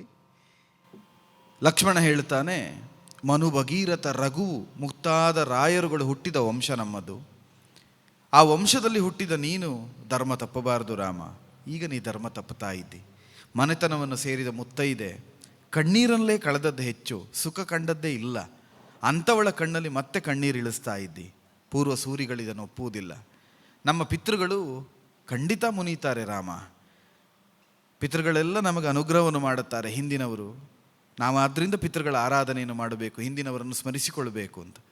ನಮ್ಮ ವಂಶದಲ್ಲಿ ಆಗಿ ಹೋದವರು ಎಷ್ಟು ಜನ. ನಮ್ಮ ಅಪ್ಪ ದಶರಥ ಚಕ್ರವರ್ತಿಯೋ, ನಮ್ಮ ಅಜ್ಜ ಅಜಮಹಾರಾಜನೋ, ಅಲ್ಲಿಂದ ಹಿಂದೆ ಆದವರು ಹರಿಶ್ಚಂದ್ರನೋ, ದಿಲೀಪನೋ, ಮಾಂಧಾತನೋ, ಮನುವೋ, ಭಗೀರಥನೋ, ರಘುವೋ, ಒಬ್ಬರೋ ಇಬ್ಬರೋ ಇಕ್ಷ್ವಾಕುವೋ, ಎಲ್ಲರೂ ಇವರೆಲ್ಲ ಸೇರಿ ರಾಮ ತಪ್ಪು ಮಾಡಿದ ಅಂತ ಸಿಟ್ಟು ಮಾಡ್ತಾರೆ. ಪಿತೃಲೋಕದಲ್ಲಿದ್ದ ಅವರು ಕಣ್ಣೀರಿಳಿಸುವಾಗ ಆಗುತ್ತದೆ. ಅದರಿಂದ ಸೀತೆಯನ್ನು ಸ್ವೀಕರಿಸಬೇಕು ರಾಮ, ಸೀತೆಯದ್ದು ತಪ್ಪಿಲ್ಲ ಅಂತ ಒಬ್ಬ ಲಕ್ಷ್ಮಣ ಹೇಳ್ತಾನೆ. ಹಾಗೆ ಒಬ್ಬ ವಿಭೀಷಣನು ಹೇಳ್ತಾನೆ, ಜನನಿಯಾದ ಸೀತೆಯದ್ದು ತಪ್ಪಿಲ್ಲ. ಅದಕ್ಕೆ ಸಾಕ್ಷಿಯನ್ನು ಕೊಡ್ತಾನೆ. ನನ್ನ ಸತಿಯಾದಂತಹ, ನನ್ನವರೇ ಎನಿಸಿಕೊಂಡಂತಹ ಸರಮೆಯೋ ತ್ರಿಜಟೆಯೋ ಇವರೆಲ್ಲ ಸೀತೆಯ ಜೊತೆ ಹಗಲು ರಾತ್ರಿ ಸೇವೆ ಮಾಡಿದವರು. ಸೀತೆ ತಪ್ಪಿದ್ದಾಳೆ ಅಂತಾದರೆ ಸಾಕ್ಷಿಯಾಗಿ ಅವರು ನಿಲ್ಲುತ್ತಾರೆ. ಒಂದು ಕ್ಷಣವೂ ಸೀತೆ ರಾವಣನ ಬಗ್ಗೆ ಅನುರಾಗವನ್ನು ಹೊಂದುವುದು ಬಿಡಿ, ರಾವಣನ ಬಗ್ಗೆ ಆಸಕ್ತಿಯನ್ನು ಹೊಂದುವಂಥ ಕೆಲಸವನ್ನು ಕೂಡ ಸೀತೆ ಮಾಡಲಿಲ್ಲ. ಇದಕ್ಕೆ ಸಾಕ್ಷಿಯಾಗಿ ನಾನಿದ್ದೇನೆ. ವಿಭೀಷಣ ಹೇಳ್ತಾನೆ ಅಂದರೆ ಧರ್ಮ ಹೇಳಿದಾಗ, ಯಾಕಂದರೆ ವಿಭೀಷಣ ವರ ಇರುವುದೇ ಹಾಗೆ, ಪರಮಾಪದ್ಗತಸ್ಯಾಪಿ ಧರ್ಮೇಮೇ ಮತಿರ್ಮಮ ಅಂತ. ಪರಮ ಆಪತ್ಕಾಲದಲ್ಲಿಯೂ ನನಗೆ ಧರ್ಮದಿಂದ ಬುದ್ಧಿ ವಿಚಲಿತವಾಗದ ಹಾಗೆ ಅನುಗ್ರಹಿಸುವಂಥ ಬ್ರಹ್ಮನಲ್ಲಿ ವಿಭೀಷಣ ವರ ಕೇಳಿತು. ಅಂಥ ವಿಭೀಷಣ ಸೀತೆ ತಪ್ಪಲಿಲ್ಲ ಅಂತ ಹೇಳ್ತಾನೆ ಅಂತಾದರೆ ಅದು ಧರ್ಮವೇ ಇರಬೇಕು. ಆದ್ದರಿಂದ ನೀ ಇದನ್ನು ಒಪ್ಪಬೇಕು ರಾಮ ಅಂತ ಹೇಳ್ತಾಳೆ. ಆಗ ಹನುಮಂತನು ಸೇರಿಸ್ತಾನೆ ಧ್ವನಿಯನ್ನು. ಚೂಡಾಮಣಿ ಪ್ರಕರಣದಲ್ಲಿ ಬಂದಾಗ ನೋಡಿದ್ದೇನೆ, ಅಣುರೂಪದಿಂದ ಶಿಂಶುಪಾ ವೃಕ್ಷದ ಮೇಲೆ ಕೂತು ಇಡೀ ದಿವಸ ಸೀತೆ ಏನು ಮಾಡ್ತಾಳೆ ಅಂತ ನೋಡಿದ್ದೇನೆ. ಸೀತೆಯಲ್ಲಿ ಒಂದು ಕ್ಷಣಕ್ಕಾದರೂ ಆಕ್ಷೇಪಿಸಬಹುದಾದ ಅಂಶಗಳಿಲ್ಲ. ಸೀತೆ ಪರಮ ಶುದ್ಧಳು, ಸೀತೆ ಪರಮ ಪವಿತ್ರಳು, ನೀ ಅವಳನ್ನು ದೂಷಿಸಬೇಡ ರಾಮ ಅಂತ ಹನುಮಂತನು ಹೇಳ್ತಾಳೆ. ಸುಗ್ರೀವ ಹೇಳ್ತಾನೆ, ಉಳಿದವರೆಲ್ಲ ಹೇಳುತ್ತಾರೆ. ಎಲ್ಲ ಹೇಳಿ ಮುಗಿಯುವವರೆಗೆ ರಾಮ ಸ್ಥಿತಪ್ರಜ್ಞನಾಗಿ ಹಾಗೆ ನಿಂತುಕೊಂಡಿರ್ತಾನೆ. ಎಲ್ಲ ಮುಗಿದ ಮೇಲೆ ಅವರೆಲ್ಲರಿಗೆ ಹೇಳ್ತಾನೆ. ಇಲ್ಲಿವರೆಗೆ ಸೀತೆಗೆ ಹೇಳಿದ್ದು, ಈಗ ಸೀತೆಗೆ ಹೇಳುವುದಿಲ್ಲ, ಅವರೆಲ್ಲರಿಗೆ ಹೇಳ್ತಾಳೆ, ಸೀತೆಯನ್ನು ತೋರಿಸಿ, ಒಮ್ಮೆ ಸೀತೆಯನ್ನು ನೋಡಿ ನೀವು ಅಂತ. ರಮಣನಗಲಿದ ಮೇಲೆ ತನು ಕಾಂತಿ ಕುಂದಿಲ್ಲ,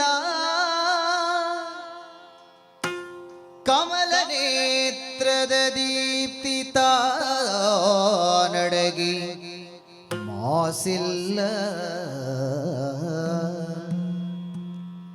ವಿಮಲ ಚರಿತೆಯ ಲೋಕ ಒಪ್ಪುವುದೇ, ಸೋಜಿಗದ ನುಡಿಗೇನು ಬೆಲೆಯಿಂದ, ಸೋಜಿಗದ ನುಡಿಗೇನು ಬೆಲೆಯಿಂದ, ತನು ಕಾಂತಿ ಕುಂದಿಲ್ಲ ತಾನಡಗಿ ಮಾಸಿಲ್ಲ, ವಿಮಲ ಚರಿತೆಯ ಲೋಕ ಒಪ್ಪುವುದೇ, ಲೋಕ ಒಪ್ಪುವುದೇ.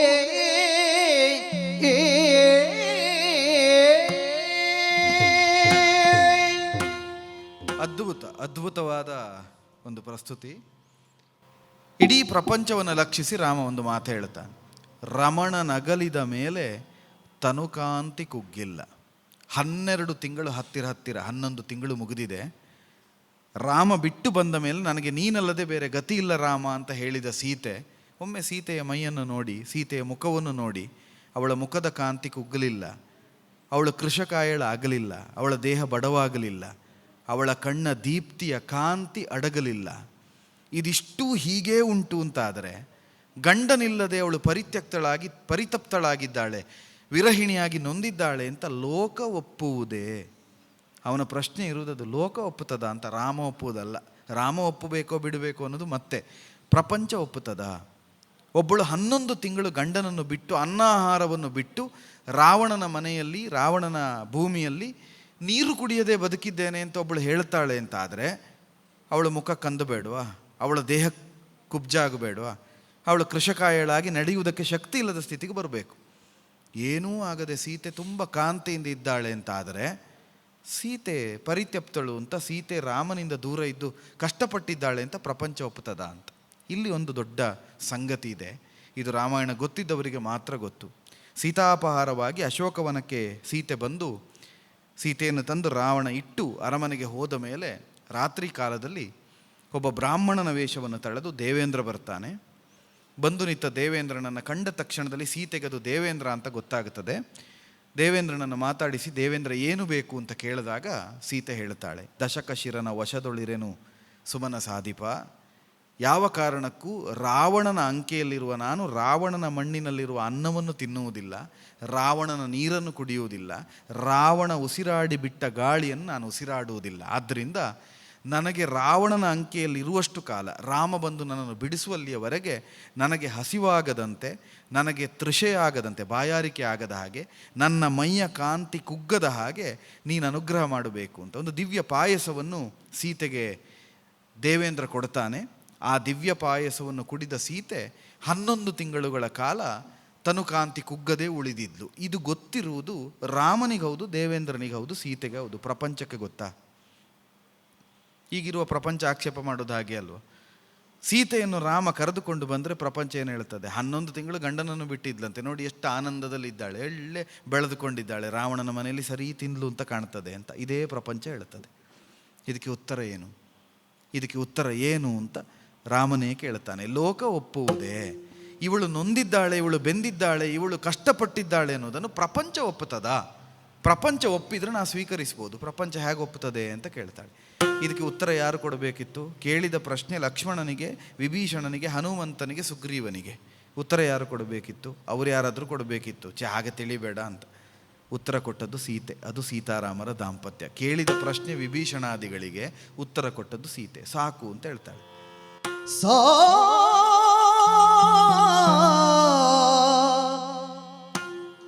ಸಾಕೇತ ನೃಪನಂದನನೇ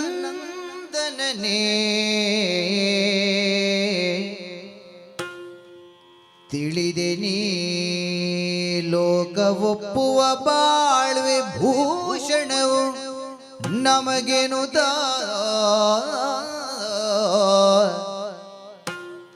ಲೋಕ ಒಪ್ಪುವ ಬಾಳ್ವೆ ಭೂಷಣವು ನಮಗೆನುದ ಕಾಕುಮತಿಗಳ ಶಂಕೆ ನೋಕುವರೆ ನಾನಿಳಿವೆ ನೋಡು ಅಗ್ನಿಗೆ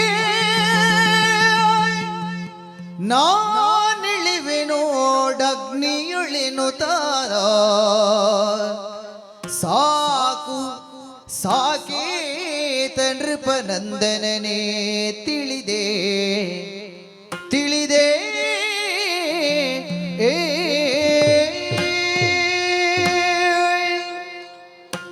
ಲೋಕ ಒಪ್ಪುತ್ತದ ಅನ್ನುವ ಪ್ರಶ್ನೆಗೆ ಉತ್ತರ ಕೊಡ್ತಾಳೆ ಅವಳು. ಸಾಕು ಸಾಕೇತ ನೃಪನಂದನನೇ, ನೀನು ನನ್ನ ಗಂಡ ಅಲ್ಲ. ಸಾಕೇತ ಅಂದರೆ ಅಯೋಧ್ಯೆ, ಅಯೋಧ್ಯೆಯ ರಾಜಕುಮಾರ ನೀನು, ಅಯೋಧ್ಯೆಯ ರಾಜ ನೀನು. ನನಗರ್ಥ ಆಯಿತು. ಲೋಕ ಒಪ್ಪುವ ರೀತಿ ಬಾಳುವುದೇ ಭೂಷಣವು ನಮಗೆ.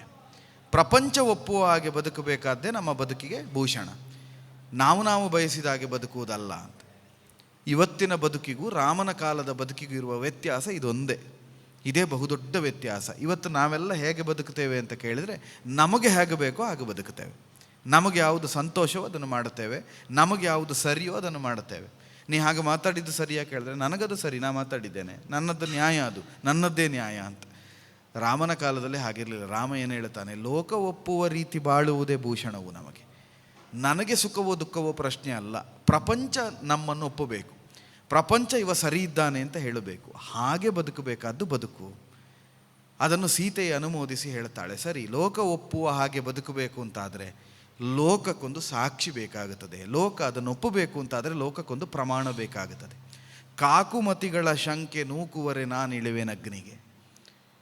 ಶಂಕೆ ಪಡುವುದು ಯಾರು? ಕಾಕುಮತಿಗಳು, ಸಾಧಾರಣ ಸಾಮಾನ್ಯ ಮತಿಗಳು, ಬುದ್ಧಿ ಇಲ್ಲದೇ ಇರುವವರು, ಎಲ್ಲರನ್ನೂ ಸಂಶಯ ದೃಷ್ಟಿಯಿಂದ ನೋಡುವವರು. ನನ್ನನ್ನೂ ಸಂಶಯದಿಂದ ನೋಡುತ್ತಾರೆ, ನಿನ್ನನ್ನು ನೋಡುತ್ತಾರೆ. ಸಂತೋಷ. ಇವರೆಲ್ಲರ ಸಂಶಯವನ್ನು ನೂಕಬೇಕು ಅಂತಾದರೆ, ಕಳೀಬೇಕು ಅಂತಾದರೆ ನಾನಿದೇ ಲಂಕೆಯಲ್ಲಿ ಅಗ್ನಿಗಿಳಿಯುತ್ತೇನೆ, ಅಗ್ನಿ ದಿವ್ಯವನ್ನು ನಾನು ಮಾಡುತ್ತೇನೆ, ಅಗ್ನಿ ಪರೀಕ್ಷೆಯನ್ನು ಮಾಡುತ್ತೇನೆ ಅಂತ. ತುಂಬ ಗಮನಿಸಬೇಕಾದ ಸಂಗತಿ ಇದು. ಇವತ್ತಿನ ಎಲ್ಲರ ವಾದ ಏನು ಅಂತ ಕೇಳಿದರೆ, ಸೀತೆಯನ್ನು ಅಗ್ನಿಗಿಟ್ಟು ರಾಮ ಪರೀಕ್ಷೆ ಮಾಡಿದ ಅಂತ. ಅಗ್ನಿ ಪರೀಕ್ಷೆ ಆಗಬೇಕು ಅಂತ ರಾಮ ಎಲ್ಲಿಯೂ ಹೇಳಲಿಲ್ಲ ರಾಮಾಯಣದಲ್ಲಿ. ಸೀತೆ ಆಯ್ದುಕೊಂಡ ದಾರಿ, ಸೀತೆ ಹೇಳಿದ ಮಾತು. ನಾನು ಅಗ್ನಿ ಪರೀಕ್ಷೆಗೆ ಒಳಗಾಗುತ್ತೇನೆ ಅಂತ ಹೇಳಿದ್ದು ಸೀತೆ, ರಾಮ ಅಲ್ಲ. ಇವತ್ತು ನಾವು ಆಕ್ಷೇಪ ಮಾಡೋದು ಹೇಗೆ? ಪಾಪ 11 ತಿಂಗಳು ರಾಮನನ್ನು ಬಿಟ್ಟಿದ್ದ ಸೀತೆ ಲೋಕಾಪವಾದಕ್ಕೆ ಎದುರಿ ರಾಮ ಬೆಂಕಿಗಿಳಿ ಅಂತ ಹೇಳಿದ ಅಂತ. ರಾಮ ಎಲ್ಲಿಯೂ ಬೆಂಕಿಗಿಳಿ ಅಂತ ಹೇಳಲಿಲ್ಲ. ಸೀತೆ ತಾನು ಆಯ್ದುಕೊಂಡದ್ದು. ಇವರೆಲ್ಲರ ಸಂಶಯ ನೀಗುವುದಕ್ಕೆ ಒಂದೊಂದು ಪರೀಕ್ಷೆಗಳು ಅಂತಿರ್ತದೆ. ಅಗ್ನಿದಿವ್ಯ ಇತ್ಯಾದಿ, ಜಲದಿವ್ಯ, ಬೇರೆ ಬೇರೆ ಇರ್ತದೆ. ನಾನು ಅಗ್ನಿದಿವ್ಯವನ್ನು ಆಯ್ದುಕೊಳ್ತೇನೆ, ಅಗ್ನಿ ಪರೀಕ್ಷೆಗೆ ನಾನು ಒಳಗಾಗುತ್ತೇನೆ ಅಂತ ಹೇಳಿ ರಾಮನಿಗೇನು ಹೇಳುವುದಿಲ್ಲ, ಲಕ್ಷ್ಮಣನನ್ನು ಕರೆದು ಹೇಳ್ತಾಳೆ. ಕಂದ ಲಕ್ಷ್ಮಣ ಮನ್ನಿಸೆನ್ನನು ನಿಂದಿಸಿದೆ ನಾನಂದು ನಿನ್ನನು ಸಂತೋದಿ ಪರಿ ಶಿಕ್ಷೆಯ ಪ್ರಿಯ ತಂದು ಬೆಳಗು ಕಂದ.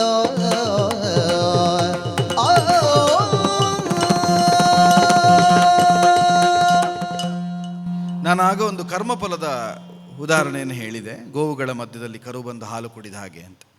ಸೀತೆ ಅದಕ್ಕೊಂದು ಜ್ವಲಂತ ಸಾಕ್ಷಿಯನ್ನು ಇಲ್ಲಿ ಕೊಡ್ತಾಳೆ. ಕಂದ ಲಕ್ಷ್ಮಣ ಮನ್ನಿಸೆನ್ನನು, ನೀ ನನ್ನನ್ನು ಕ್ಷಮಿಸಬೇಕು ಲಕ್ಷ್ಮಣ. ನಾವು ಒಬ್ಬ ಸಚ್ಚಾರಿತ್ರ್ಯವಂತರ ಶೀಲವನ್ನು ಶಂಕಿಸಿದರೆ ಆ ಪಾಪಕ್ಕೆ ನಮಗೆ ಅದೇ ಶಿಕ್ಷೆ ಬರುತ್ತದೆ ಅಂತ.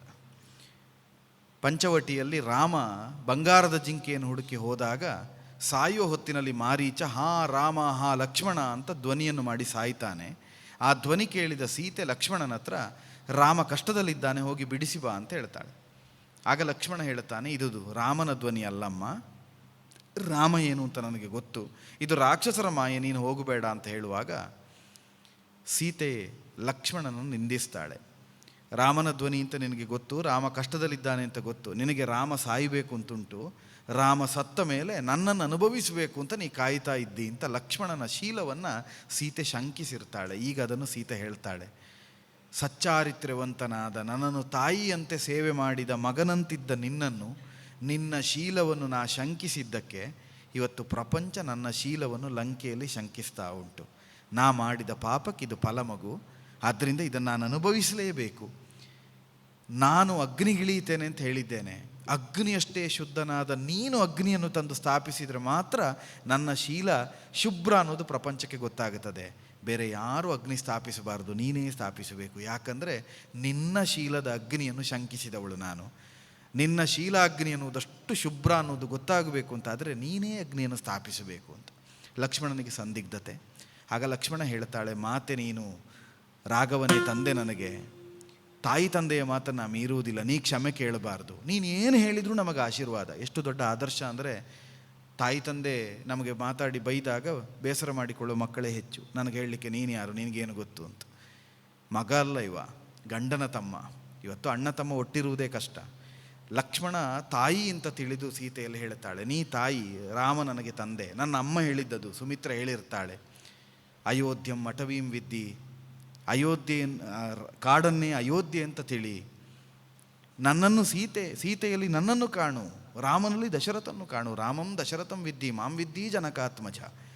ನನ್ನನ್ನು ಸೀತೆ ಅಂತ ತಿಳಿದು ಸೇವೆ ಮಾಡಬೇಕು. ಸೀತೆಯಲ್ಲಿ ನನ್ನ ಅಮ್ಮನ ಸೇವೆ ಅಂತ ಸೀತೆಯ ಸೇವೆ ಮಾಡಬೇಕು, ದಶರಥನ ಸೇವೆ ಅಂತ ರಾಮನ ಸೇವೆ ಮಾಡಬೇಕು ಅಂತ ಹೇಳಿ ಕಳಿಸಿದ ಸುಮಿತ್ರೆಯ ಮಗ ಅವ ಹೇಳ್ತಾ, ನೀನೇ ತಾಯಿ, ನನಗೆ ರಾಮ ತಂದೆ, ನೀ ಕ್ಷಮೆ ಕೇಳಬೇಡ, ನೀ ಹೇಳಿದ್ದೆಲ್ಲ ಆಶೀರ್ವಾದ ನನಗೆ, ಆದರೆ ಈಗ ನಿನ್ನ ಆಜ್ಞೆ ಪಾಲಿಸಬೇಕಾದ ಕರ್ತವ್ಯ, ಅಗ್ನಿಯನ್ನು ತಂದು ಸ್ಥಾಪಿಸ್ತೇನೆ ಅಂತ ಅಗ್ನಿ ಪ್ರತಿಷ್ಠೆಯನ್ನು ಮಾಡ್ತಾನೆ.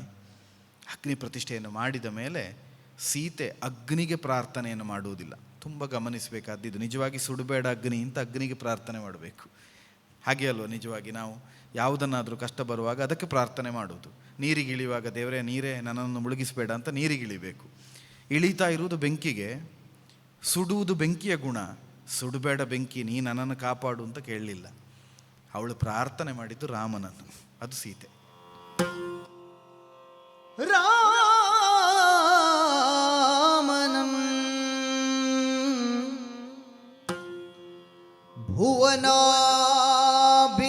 ಭುವನಾಭಿರಾಮನಂ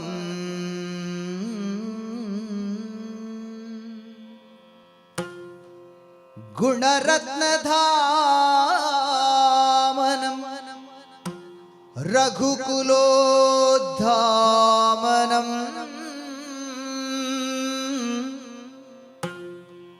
ರೂಪಜಿತಕಾಮನಂ ಘನಪುಣ್ಯನಾಮನಂ ನೆನೆದು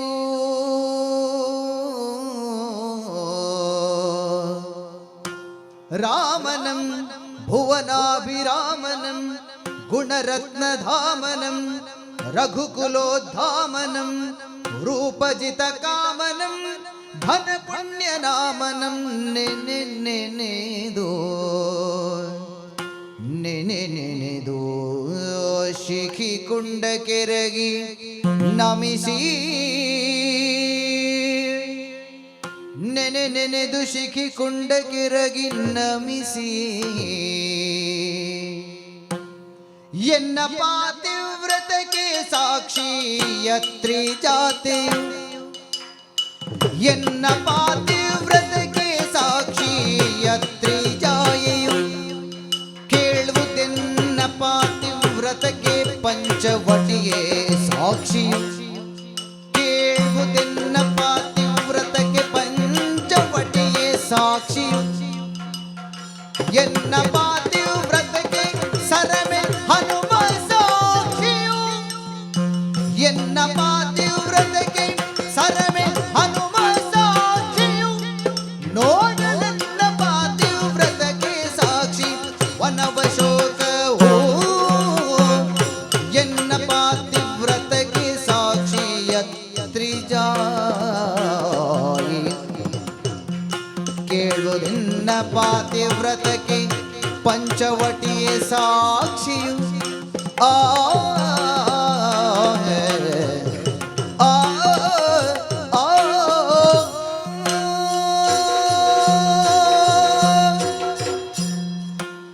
ರಾಮನ ಸತಿಯಾದ ಸೀತೆಯವಳು ರಾಮನನ್ನು ಸಂಸ್ತುತಿಸ್ತಾಳೆ. ರಾಮನಂ ಭುವನಾಭಿ ರಾಮನಂ ಜಿತಕಾಮ, ಕಾಮವನ್ನು ಗೆದ್ದವ ಅಂತಹ ರಾಮನ ಹೆಂಡತಿ ನಾನು ಅಂತ ಹೇಳ್ತಾ ಎಲ್ಲ ಸೇರಿದವರಿಗೆ ಒಂದು ಸಾಕ್ಷಿಯನ್ನು ಕೊಡ್ತಾಳೆ. ಸಂಶಯ ಇರುವುದು ಸೇರಿದವರಿಗೆ, ರಾಮನಿಗಲ್ಲ. ಆದ್ದರಿಂದ ರಾಮನಿಗೆ ಸಾಕ್ಷಿಯನ್ನೇ ಕೊಡಲಿಲ್ಲ, ಸೇರಿದವರಿಗೆ ಸಾಕ್ಷಿ ಕೊಡ್ತಾಳೆ.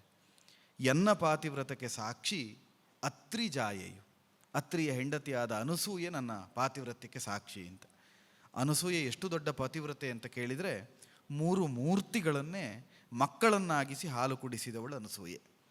3 ಮೂರ್ತಿಗಳು ಕಣ್ಣ ಮುಂದೆ ಕಾಣಿಸ್ತಾರೆ, ಬ್ರಹ್ಮ ವಿಷ್ಣು ಮಹೇಶ್ವರ. ಕಾಣಿಸಿಕೊಂಡು ವಿಲಕ್ಷಣವಾದ ಒಂದು ಅಪೇಕ್ಷೆಯನ್ನು ಅವಳ ಮುಂದಿಡುತ್ತಾರೆ. ಅತ್ಯಂತ ವಿಲಕ್ಷಣವಾದ್ದು, ನೋಡುವಾಗ ಆಶ್ಚರ್ಯ ಆಗುತ್ತದೆ. ನೀನು ದೊಡ್ಡ ಋಷಿಪತ್ನಿ ಅಲ್ವಾ ಅನಸೂಯ, ನಾವು 3 ಮೂರ್ತಿಗಳು ನಿನ್ನ ನಗ್ನ ಶರೀರವನ್ನು ನೋಡಬೇಕು ಅಂತ, ಬೆತ್ತಲೆ ಮೈಯನ್ನು ನೋಡಬೇಕು ಅಂತ 3 ಮೂರ್ತಿಗಳು ಆಸೆ ಪಡುವುದು. ನೋಡುವಾಗ ಎಷ್ಟು ವಿಲಕ್ಷಣ ಅಂತ ಅನ್ನಿಸ್ತದೆ. ಅವಳ ಪಾತಿವ್ರತ್ಯವನ್ನು ಪರೀಕ್ಷಿಸುವುದಕ್ಕೆ. ಪತಿವ್ರತೆಯಾದವಳು ಅನ್ಯ ಪುರುಷನಿಗೆ ಯಾವ ಕಾರಣಕ್ಕೂ ಬೆತ್ತಲ ದೇಹವನ್ನು ತೋರಿಸುವುದಿಲ್ಲ, ಇವಳು ತೋರಿಸ್ತಾಳ ಅಂತ. ಹಾಗಂತ ನಾನು ಕೇಳಿದ್ದನ್ನು ಅಪೇಕ್ಷೆಯನ್ನು ಈಡೇರಿಸ್ತೇನೆ ಅಂತ ಮೊದಲೇ ಹೇಳಿರ್ತಾಳೆ ಅನಸೂಯೆ. ಅನಸೂಯೆಯ ಪಾತಿವ್ರತೆ ಎಷ್ಟು ದೊಡ್ಡದು ಅಂತ ಕೇಳಿದರೆ, ಆ 3 ಮೂರ್ತಿಗಳನ್ನು ತನ್ನ ಪಾತಿವ್ರತ್ಯದ ಶಕ್ತಿಯಿಂದ ಸಣ್ಣ ಶಿಶುಗಳನ್ನಾಗಿಸಿ ಹಾಲು ಕುಡಿಸ್ತಾಳೆ ಬೆತ್ತಲೆ ಮೈಯಲ್ಲಿ. ಅವುಗಳಿಗೆ ಬೆತ್ತಲೆ ಅಂದರೆ ಏನು ಅಂತ ಗೊತ್ತಿಲ್ಲ, ಬಟ್ಟೆ ಅಂದರೆ ಏನು ಗೊತ್ತಿಲ್ಲದೆ ಇರುವ ಮಾಂಸದ ಮುದ್ದೆಗಳನ್ನಾಗಿಸಿ 3 ಮೂರ್ತಿಗಳನ್ನು, ಬ್ರಹ್ಮ ವಿಷ್ಣು ಮಹೇಶ್ವರನ. ಆದ್ದರಿಂದ ಸೃಷ್ಟಿಸುವ ಬ್ರಹ್ಮನೋ, ಪಾಲಿಸುವ ವಿಷ್ಣುವೋ, ಲಯಗೊಳಿಸುವ ಶಂಕರನಿಗಿಂತ ಅಮ್ಮ ದೊಡ್ಡದು ಅಂತ ಪ್ರಪಂಚದಲ್ಲಿ ಶಾಸ್ತ್ರಗಳು ಹೇಳುವುದು. ಈ 3 ಮೂರ್ತಿಗಳನ್ನೂ ಮಕ್ಕಳಾಗಿಸಬಹುದಾದವಳು ಅಮ್ಮ ಅಂತ. ಅಂತಹ ಅನಸೂಯೆ ಸೀತೆ ಬಂದಾಗ ಸೀತೆಗೆ ಹೇಳಿರ್ತಾಳೆ, ನಿನ್ನ ಮದುವೆ ನೋಡ್ಲಿಕ್ಕೆ ಆಗಲಿಲ್ಲಮ್ಮ ನನಗೆ, ಮಧುವಣಗಿತ್ತಿಯಾಗಿ ಶೃಂಗಾರ ಮಾಡಿಕೊ ಅಂತ ಸೀತೆಗೆ ಆಭರಣವನ್ನು ಅನಸೂಯೆ ತೊಡಿಸಿರ್ತಾಳೆ. ಪತಿವ್ರತೆಯೇ ಮೆಚ್ಚಿದ ಪತಿವ್ರತೆ ಸೀತೆ. ಆದ್ದರಿಂದ ಸೀತೆ ಹೇಳ್ತಾಳೆ, ನನ್ನ ಪಾತಿವ್ರತ್ಯಕ್ಕೆ ಅನಸೂಯೆ ಸಾಕ್ಷಿ, ನನ್ನ ಪಾತಿವ್ರತ್ಯಕ್ಕೆ ನಾನು ನೀನು ಜೊತೆಯಾಗಿದ್ದ ಪಂಚವಟಿ ಸಾಕ್ಷಿ. ಆ ಪಂಚವಟಿಯಲ್ಲಿ 13 ವರ್ಷ ಇದ್ದೆವು ನಾವು, 12 ವರ್ಷ, ಅದು ಸಾಕ್ಷಿ. ನನ್ನ ಪಾತಿವ್ರತ್ಯಕ್ಕೆ ನನ್ನನ್ನು ನಿತ್ಯ ಸೇವಿಸಿದ ಸರಮೆ, ನನ್ನನ್ನು ಹಿಂದಿನಿಂದ ನನಗೆ ಗೊತ್ತಿಲ್ಲದೆ ಬಂದು ಪರೀಕ್ಷೆ ಮಾಡಿದ ಹನುಮಂತ, ಇವರಿಬ್ಬರು ಸಾಕ್ಷಿ. ನನ್ನ ಪಾತಿವ್ರತ್ಯಕ್ಕೆ ಉಳಿದದ್ದೆಲ್ಲ ಬಿಡು, ಮಲಗದೆ ಕಣ್ಣು ಮುಚ್ಚದೆ ಸದಾ ಉಸಿರಾಡುತ್ತಾ ಇರುವ ಶಿಂಶುಪಾದಿ ವೃಕ್ಷಗಳಿರುವ ಅಶೋಕವನ ಸಾಕ್ಷಿ, ಈ ಕಾಡು ಸಾಕ್ಷಿ. ಇದಕ್ಕಿಂತ ದೊಡ್ಡ ಸಾಕ್ಷಿಯನ್ನು ಕೊಡಬೇಕು ಅಂತಿಲ್ಲ. ನನ್ನ ಪಾತಿವ್ರತ್ಯಕ್ಕೆ ಇವೆಲ್ಲ ಪರಿಸರ ಪ್ರಕೃತಿಗಳೇ ಸಾಕ್ಷಿ. ನನ್ನ ಪಾತಿವ್ರತ್ಯಕ್ಕೆ ಯಾವ ವ್ಯಕ್ತಿಗಳು, ರಾಕ್ಷಸರು ಸಾಕ್ಷಿಯಾಗಬೇಕಾದ್ದಿಲ್ಲ. ಅಚೇತನವಾಗಿ ಕಾಣ್ತಾ ಇರುವಂಥ ಚೇತನಗಳು ನನಗೆ ಸಾಕ್ಷಿ ಅಂತ ಸಾಕ್ಷಿಯನ್ನು ಕೊಟ್ಟು ಅಗ್ನಿಗೆ ಕೈ ಮುಗಿದು ಒಂದು ಪ್ರತಿಜ್ಞೆಯನ್ನು ಮಾಡುತ್ತಾಳೆ. ಕರ್ಮಣ ಮನಸಾ ವಾಚಾ ಯಥಾ ನಾತಿ ಚರಾಮ್ಯಹಂ ರಾಘವಂ ಸರ್ವಧರ್ಮಜ್ಞಂ ದದಾ ಮಾ ಪಾತು ಪಾವಕಃ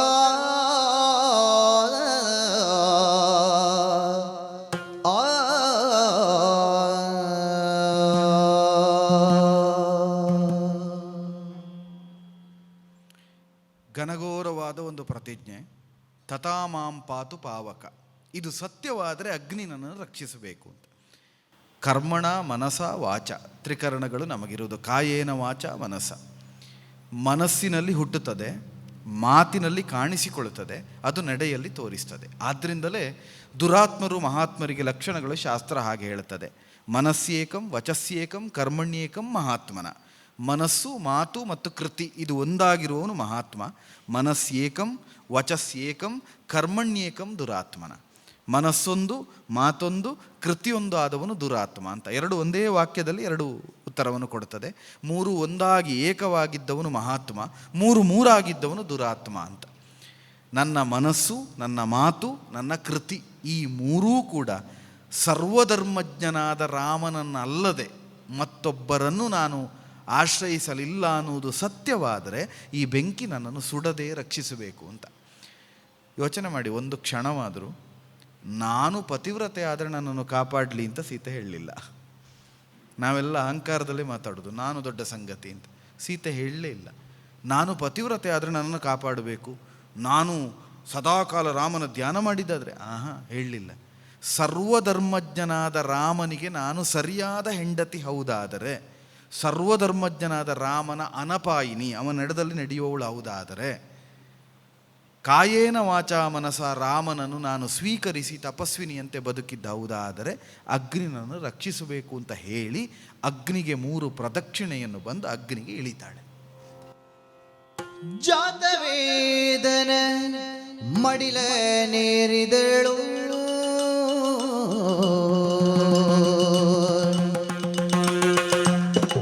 ಜಾತವೇದನ ಮಡಿಲ ನೇರಿದಳು, ಪರಿಪೂರ್ಣ ಪಾವನೆ ಸೀತೆಯನು ಪಮಲೀಲೆ ತೋರಿದಳು. ಖ್ಯಾತೆಯ ಮುಡಿ ನಳಿನ ದಂಡೆಯ ಭಾತಿ ಅಳಿಯದ ರೀತಿ, ಖ್ಯಾತೆಯ ಮುಡಿ ನಳಿನ ದಂಡೆಯ ಭಾತಿ ಎಳೆಯದ ರೀತಿಯಿಂದಲೇ ಪಾತಿವ್ರತ್ಯ ಸುವರ್ಣ ವರ್ಣದಿ ಪಾಥ ವಂಶಜನಾತ್ಮಕಾಮಿನಿ, ಜಾತವೇದನ ಮಡಿಲ ನೇರಿದಳು,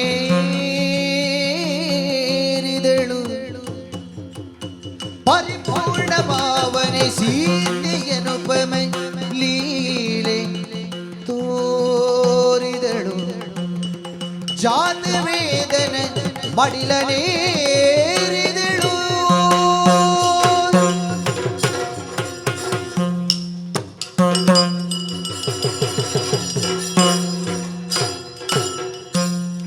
ಇದು ಸಂಗೀತದ ಶಕ್ತಿ, ಇದು ಯಕ್ಷಗಾನದ ಶಕ್ತಿ.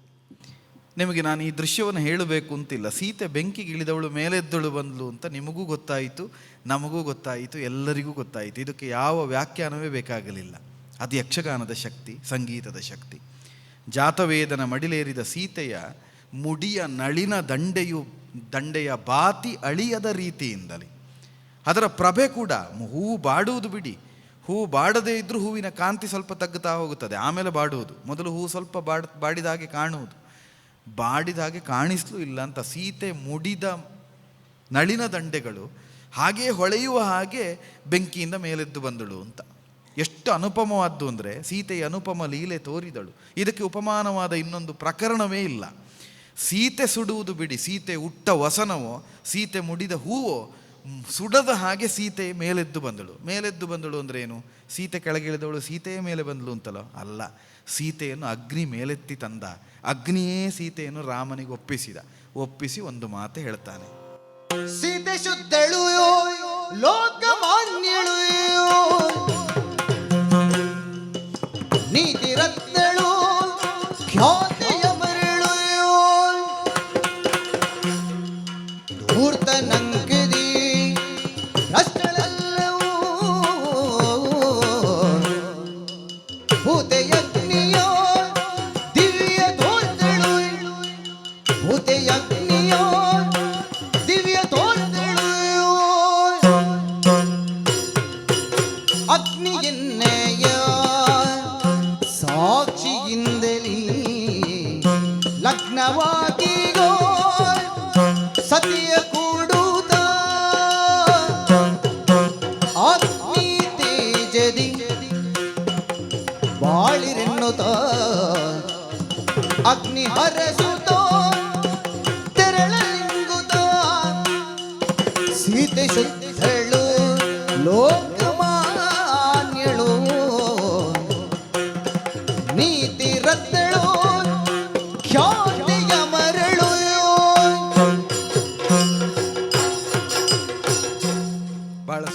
ಪ್ರಸ್ತುತಿ. ಸೀತೆ ಶುದ್ಧಳು ಲೋಕಮಾನ್ಯಳು ಅಂತ ಅಗ್ನಿ ಒಪ್ಪಿಸ್ತಾನೆ. ಒಪ್ಪಿಸುವಾಗ ಹೇಳ್ತಾನೆ, ನನ್ನನ್ನು ಸಾಕ್ಷಿಯಾಗಿಟ್ಟುಕೊಂಡು ಮದುವೆ ಆದವರು ನೀವು, ನಾನೇ ಸಾಕ್ಷಿ ನುಡಿತಾ ಇದ್ದೇನೆ, ಸೀತೆ ಶುದ್ಧಳು. ಸೀತೆ ಅಗ್ನಿ ದಿವ್ಯವನ್ನು ತೋರಿಸಿತು. ಅಗ್ನಿಗೆ ಯಾವುದನ್ನು ಹಾಕಿದರೂ ಸುಡುವ, ಯಾವುದನ್ನು ಹಾಕಿದರೂ ತಿನ್ನುವುದು ಅಗ್ನಿಗೆ ಸ್ವಭಾವ. ಅದು ಶಾಪವೂ ಹೌದು. ಸರ್ವಭಕ್ಷಕನಾಗುವಂಥ ಅಗ್ನಿಗೊಂದು ಶಾಪ. ಅಗ್ನಿಗೆ ಹಾಕಿದ್ದೆಲ್ಲ ಸುಟ್ಟು ಹೋಗುವುದು ಆ ಕಾರಣದಿಂದ. ಮೇದ್ಯ ಅಮೇದ್ಯ ಅಂತ ಇಲ್ಲ, ತಿನ್ನಬೇಕಾದ್ದು ಮಾತ್ರ ಸುಡುವುದು ಅಂತಲ್ಲ. ನಾವು ತ್ಯಾಜ್ಯವನ್ನಾದರೂ ಸುಡುವುದು ಅಗ್ನಿಯಲ್ಲಿಯೇ. ಕಾಷ್ಟವನ್ನಿರಿಸಿ ಕಳೇವರವನ್ನು ಅಂದರೆ ಹೆಣವನ್ನು ಸುಡುವುದು ಅಗ್ನಿಯಲ್ಲಿ. ಅಗ್ನಿ ಎಲ್ಲವನ್ನು ಸುಡುತ್ತದೆ. ಸರ್ವಭಕ್ಷಕನಾಗಿರುವುದು ಅಗ್ನಿಯ ಗುಣ. ಸರ್ವಭಕ್ಷಕನಾದ ಅಗ್ನಿ ಸೀತೆಯನ್ನು ಮುಟ್ಟದೆ ಸೀತೆಯ ಕೂದಲನ್ನೂ ಕೊಂಕದ ಹಾಗೆ ಮೇಲೆತ್ತು ತಂದು ಕೊಟ್ಟಿದ್ದಾನೆ ಅಂತ ಆದರೆ ಸೀತೆಯ ಪಾತಿವ್ರತ್ಯದ ಪ್ರಭೆ ಅಗ್ನಿಯ ಪ್ರಭೆಗಿಂತ ದೊಡ್ಡದಾದದ್ದು ಅಂತ ಅಗ್ನಿಯೇ ಹೇಳ್ತಾನೆ. ಇದನ್ನು ಬೇರೆ ಯಾರು ಹೇಳಿದ್ದಲ್ಲ, ಅಗ್ನಿ ಹೇಳಿ ಇದನ್ನು ನೀ ಸ್ವೀಕರಿಸಬೇಕು, ಇವಳನ್ನು ನೀನು ಒಪ್ಪಬೇಕು ಅಂತ ಅಗ್ನಿ ಹೇಳ್ತಾನೆ. ಮೇಲೆ ನಿಂತಹ ಅಂಬರ ಪಥದಲ್ಲಿ ಸಾಲಾಗಿ ನಿಂತಹ ಪಿತೃಲೋಕದಿಂದ ಬಂದ ದಶರಥ ಹೇಳ್ತಾನೆ ಸೀತೆ ಶುದ್ಧಳು ಅಂತ. ಈಶ್ವರ ತನ್ನ ರೂಪವನ್ನು ಪ್ರಕಟ ಮಾಡುತ್ತಾ ಸೀತೆ ಪರಿಪೂರ್ಣಳು ಅಂತ ಹೇಳ್ತಾನೆ. ಋಷಿಮುನಿಗಳು ಕಾಣಿಸಿಕೊಂಡು, ನಾರದಾದಿಗಳು ಕಾಣಿಸಿಕೊಂಡು ಸೀತೆ ಶುದ್ಧಳು ಅಂತ ಹೇಳ್ತಾ, ನೀನು ವಿಷ್ಣು, ಸೀತೆ ಲಕ್ಷ್ಮಿ ಅಂತ ಹೇಳ್ತಾಳೆ. ಭವಾನ್ ವಿಷ್ಣು ಸೀತಾರ್ ಲಕ್ಷ್ಮಿ ದೇವಕೃಷ್ಣ ಸನಾತನ ಅಂತ ಹೊಗಳುತ್ತಾ, ನೀವಿಬ್ಬರು ಆದರ್ಶ ದಂಪತಿಗಳು, ನೀವು ಒಂದಾಗಬೇಕು ಅಂತ ಎಲ್ಲರೂ ಹೇಳ್ತಾರೆ. ಎಲ್ಲ ಹೇಳಿದರೂ ಕೂಡ ರಾಮ ಒಂದು ಮಾತು ಆವಾಗ ಆಡುವುದಿಲ್ಲ. ಉಳಿದವರ ಮುಖ ಎಲ್ಲ ನೋಡ್ತಾನೆ. ಅಂದರೆ ತನಗೆ ತೃಪ್ತಿ ಆಯಿತು ಅಂತಲ್ಲ, ನಿಮಗೆಲ್ಲ ತೃಪ್ತಿ ಆಯಿತಾ ಅಂತ ಉಳಿದವರಿಗೆ ನೋಡ್ತಾನೆ. ಯಾಕಂದರೆ ಶಂಕೆ ಇರುವುದು ಅವರಿಗೆ ಅಂತ. ಆಗ ಉಳಿದವರೆಲ್ಲರ ಪ್ರತಿನಿಧಿಯಾಗಿ ವಿಭೀಷಣ ಒಂದು ಮಾತು ಹೇಳ್ತಾನೆ.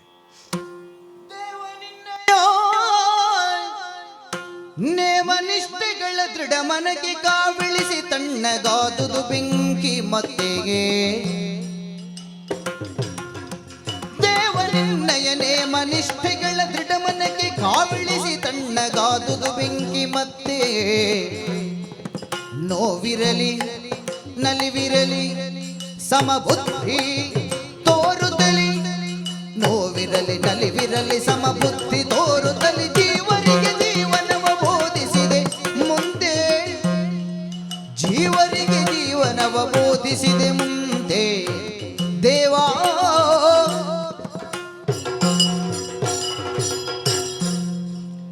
ವಿಭೀಷಣ ಎಲ್ಲರ ಪ್ರಾತಿನಿಧ್ಯವನ್ನು ವಹಿಸಿಕೊಂಡೊಂದು ಮಾತು ಹೇಳ್ತಾನೆ.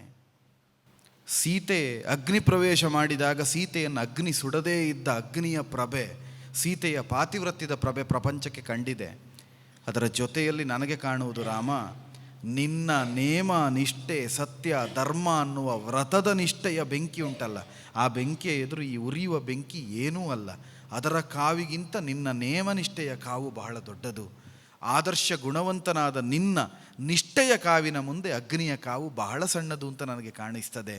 ಆದ್ದರಿಂದ ನಿಮ್ಮಿಬ್ಬರನ್ನು ನಾವು ಒಪ್ಪಿಕೊಳ್ಳಬೇಕಾಗುತ್ತದೆ. ಸೀತೆಯಲ್ಲಿರುವ ನಿಷ್ಠೆಯೋ ನಿನ್ನಲ್ಲಿರುವ ನಿಷ್ಠೆಯೋ ಒಂದೇ.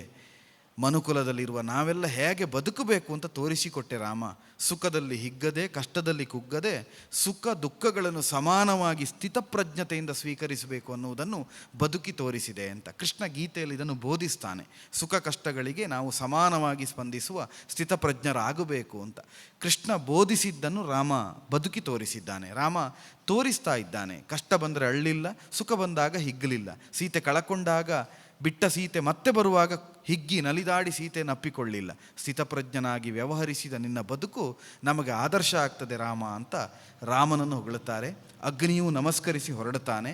ಅಂಬರದಲ್ಲಿದ್ದ ಋಷಿಗಳು, ಪಿತೃಗಳು, ಪಿತೃದೇವತೆಗಳೆಲ್ಲ ಹೋಗುತ್ತಾರೆ. ಆವಾಗ ರಾಮ ಸೀತೆಯ ಕಡೆಗೆ ನಿಧಾನಕ್ಕೆ ನಡೆದುಕೊಂಡು ಬಂದು ತಲೆ ತಗ್ಗಿಸಿ ನಿಂತ ಸೀತೆಯ ತಲೆಯನ್ನೊಮ್ಮೆ ಮೇಲೆ ಎತ್ತಿ ಗಲ್ಲಕ್ಕೆ ಕೈ ಇಟ್ಟು ಸೀತೆಯಲ್ಲಿ ಒಂದು ಮಾತು ಹೇಳ್ತಾನೆ. ಆಗ ರಾಮ ಏನು ಅಂತ ನಮಗೆ ಅರ್ಥ ಆಗ್ತದೆ. ಹದಿಬದಿಯ ಗುಣಧರ್ಮ ತೋರಿದ ಮಧುರ ಭಾಷಿಣಿ ಮನ್ನಿಸು, ಮಧುರ ಭಾಷಿಣಿ ಮನ್ನಿಸು.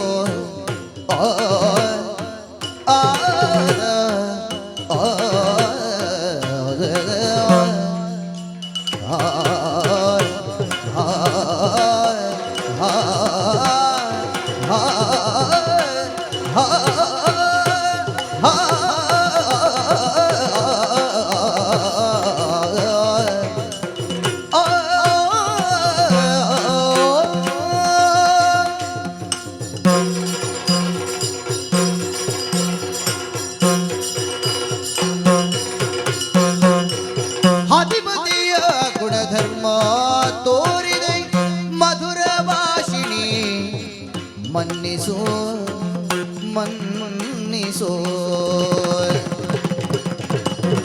ಸುದತಿ ನೀ ಪ್ರಭೆ ಸುದತಿ ನೀ ಪ್ರಭೆ ನಾ ಪ್ರಭಾಕರ ಸುದತಿ ನೀ ಪ್ರಭೆ ನಾ ಪ್ರಭಾಕರ ಇದನ್ನು ತೋರಿದೆ ಲಾಲಿಸೋ ಹದಿಬದೆಯ ಗುಣಧರ್ಮ ತೋರಿದ ಮಧುರ ಭಾಷಿಣಿ ಮನ್ನಿಸು ಸುದತಿ ನೀ ಪ್ರಭೆ ನಾ ಪ್ರಭಾಕರ ಇದನ್ನು ತೋರಿದೆ ಲಾಲಿಸೋ ಹದಿಬದೆಯ ಗುಣಧರ್ಮ ತೋರಿದ ಮಧುರ ಭಾಷಿಣಿ ಮನ್ನಿಸೋ ಆ ಆ ಆ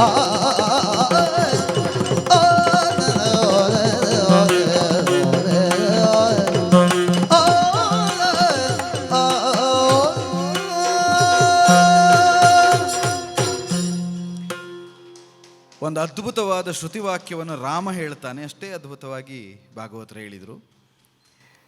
ಸುದತಿ ನೀ ಪ್ರಭೆ ನಾ ಪ್ರಭಾಕರ. ವಾಲ್ಮೀಕಿಗಳಿದನ್ನು ಅನನ್ಯಾಯಿ ಮಯಾ ಸೀತಾ ಭಾಸ್ಕರೇಣ ಯಥಾಪ್ರಭಾ ಅಂತ ಹೇಳ್ತಾರೆ. ಅನನ್ಯವಾದ ದಾಂಪತ್ಯ ನನ್ನದು ನಿನ್ನದ್ದು. ಅನನ್ಯ ಅಂದರೆ ಒಂದನ್ನು ಬಿಟ್ಟು ಒಂದಿರುವುದಕ್ಕೆ ಸಾಧ್ಯ ಇಲ್ಲ. ಸೂರ್ಯ ಅಂತ ಹೇಳಿ ಸೂರ್ಯನಿಗೆ ಬೆಳಕು ಮತ್ತು ಕಿರಣ ಇಲ್ಲದೆ ಇದ್ದರೆ ಅವನನ್ನು ಸೂರ್ಯ ಅಂತ ಹೇಳಲಿಕ್ಕಾಗ್ತದ? ಬೆಳಕು ಮತ್ತು ಕಿರಣ ಇದೆ, ಸೂರ್ಯ ಇಲ್ಲ ಅಂತ ಹೇಳಲಿಕ್ಕಾಗ್ತದ? ಸೂರ್ಯನನ್ನು ಬಿಟ್ಟು ಪ್ರಭೆ ಇಲ್ಲ, ಪ್ರಭೆಯನ್ನು ಬಿಟ್ಟು ಪ್ರಭಾಕರನಿಲ್ಲ. ಸೀತೆಯನ್ನು ಬಿಟ್ಟು ರಾಮನಿಲ್ಲ, ರಾಮನನ್ನು ಬಿಟ್ಟು ಸೀತೆ ಇಲ್ಲ.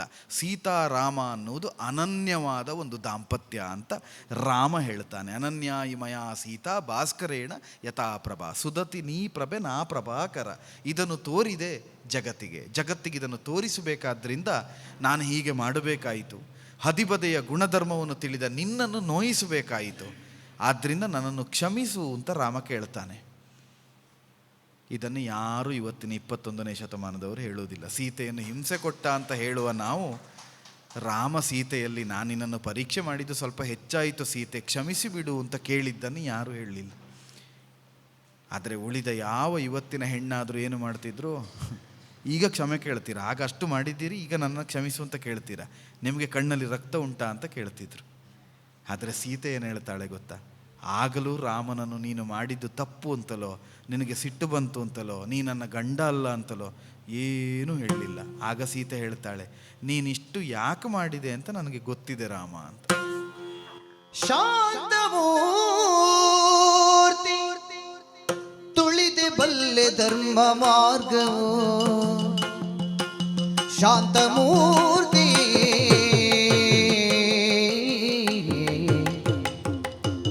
ಕಾಂತ ನಿನ್ನ ಭಾರ್ಯ ಎನಿಪುದಷ್ಟ ಭಾಗ್ಯವು. ಕಾಂತ ನಿನ್ನ ಭಾರ್ಯ ಎನಿಪುದಷ್ಟ ಭಾಗ್ಯವು. ಭ್ರಾಂತಿ ಕುಂಭ ಜಗದ ಮುಂದೆ ಕಟುಕ ನಿನ್ನಿಸಿ. ಕ್ರಾಂತದರ್ಶಿಯ ಹುದು ಸತಿಯ ಶೀಲ ಬೆಳಗಿಸಿ. ಕ್ರಾಂತದರ್ಶಿಯ ಹುದು ಸತಿಯ ಶೀಲ ಬೆಳಗಿಸಿ. ಭ್ರಾಂತಿ ಕುಂಭ ಜಗದ ಮುಂದೆ ಕಟುಕ ನಿನ್ನಿಸಿ. ಕ್ರಾಂತದರ್ಶಿಯ ಹುದು ಸತಿಯ ಶೀಲ ಬೆಳಗಿಸಿ. ಶಾಂತಮೂರ್ತಿ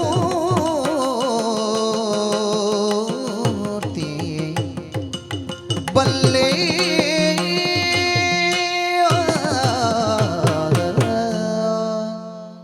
ಸೀತೆ ಹೇಳ್ತಾಳೆ, ಶಾಂತಮೂರ್ತಿ ನೀನು, ನಾ ಬಲ್ಲೆ ನೀ ತುಳಿದೆ ಧರ್ಮ ಮಾರ್ಗವ.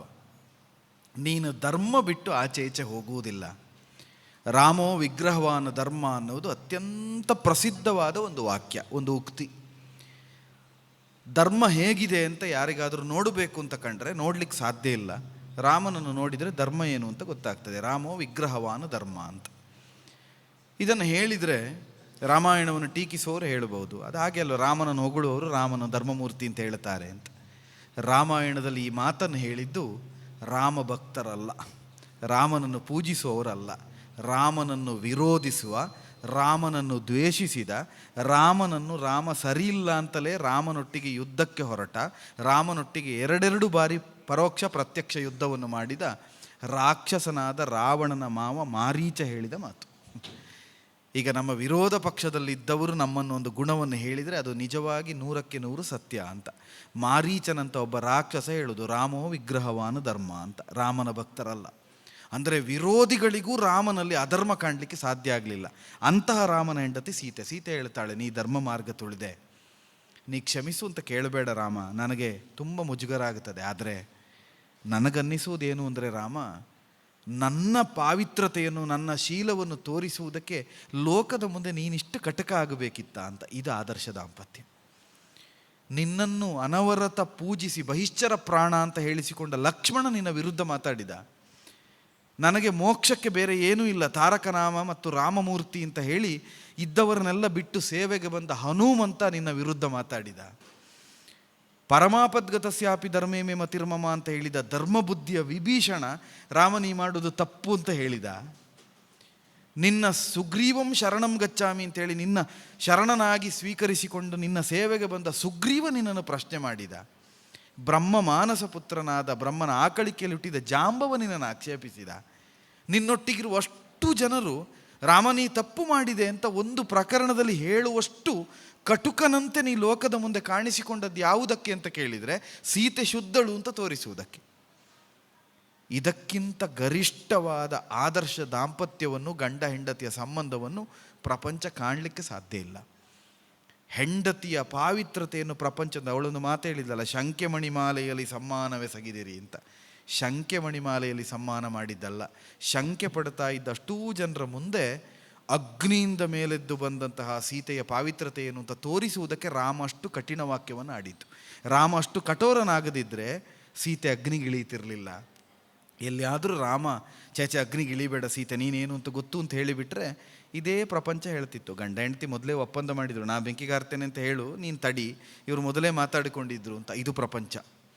ಎಷ್ಟು ಒಂದು ನಿಸ್ಪೃಹವಾದ ಬದುಕನ್ನು ಹೊಂದಿದ ಸೀತಾರಾಮರ ದಾಂಪತ್ಯವನ್ನು ಶಂಕಿಸುವ ಪ್ರಪಂಚದಲ್ಲಿ ನಾವಿದ್ದೇವೆ ಅಂದರೆ ಇವತ್ತು ರಾಮನನ್ನು ಬೈಯುವವರ ಬಗ್ಗೆ ನನಗೆ ಯಾವ ಪಶ್ಚಾತ್ತಾಪವೂ ಆಗೋದಿಲ್ಲ ಅಥವಾ ಯಾವ ಬೇಸರವೂ ಆಗೋದಿಲ್ಲ. ಯಾಕಂದರೆ ರಾಮನನ್ನು ಇವತ್ತು ಹಾಗೆ ವಿಮರ್ಶೆ ಮಾಡಿದರೆ ತಪ್ಪಿಲ್ಲ. ಕಲಿಯುಗದ ನಾವು ಪ್ರಥಮ ದ್ವಿತೀಯ ಪಾದದಲ್ಲಿದ್ದೇವೆ. ತ್ರೇತಾಯುಗದಲ್ಲಿ ಸರ್ವಧರ್ಮಜ್ಞನಾದ ರಾಮನ ಆಡಳಿತದಲ್ಲಿರುವವರೇ ಅಗ್ನಿಯಿಂದ ಮೇಲೆದ್ದು ಬಂದ ಸೀತೆಯನ್ನು ಲಂಕೆಯಿಂದ ಅಯೋಧ್ಯೆಗೆ ಬಂದ ಮೇಲೆ ಅಯೋಧ್ಯೆಯ ಜನ ಶಂಕಿಸಿದರು. ಬೆಂಕಿಗೆ ಹಾರಿದ್ದಂತೆ ಯಾರು ನೋಡಿದ್ದಾರೆ? ಬೆಂಕಿಗೆ ಹಾರಿದ್ರೋ ಬಿಟ್ಟಿದ್ರು, ಇವರು ಹಾರಿದ್ರು ಅಂತ ಹೇಳಿದರು, ನಾವು ಅಂತ ಹೇಳಿದೆವು ಅಂತ. ಆ ಕಾಲದಲ್ಲೇ ಜನ ಆಗಿದ್ದರು. ಈಗ ರಾಮನನ್ನು ಶಂಕಿಸಿದರೆ ದೊಡ್ಡ ವಿಷಯ ಏನು? ಆಕ್ಷೇಪ ಮಾಡಿದರೆ ನಾವು ಆಶ್ಚರ್ಯವೇ ಆಗುವುದಿಲ್ಲ. ಅಂತಹ ಪ್ರಪಂಚದ ಮುಂದೆ ಸೀತೆಯ ಪಾವಿತ್ರತೆಯನ್ನು ರಾಮ ಎತ್ತಿ ಹಿಡಿದ. ಇದು ಸೀತೆ ಹೇಳುವ ಮಾತು, ರಾಮ ಹೇಳಿದ್ದಲ್ಲ, ವಾಲ್ಮೀಕಿ ಹೇಳುವುದಲ್ಲ.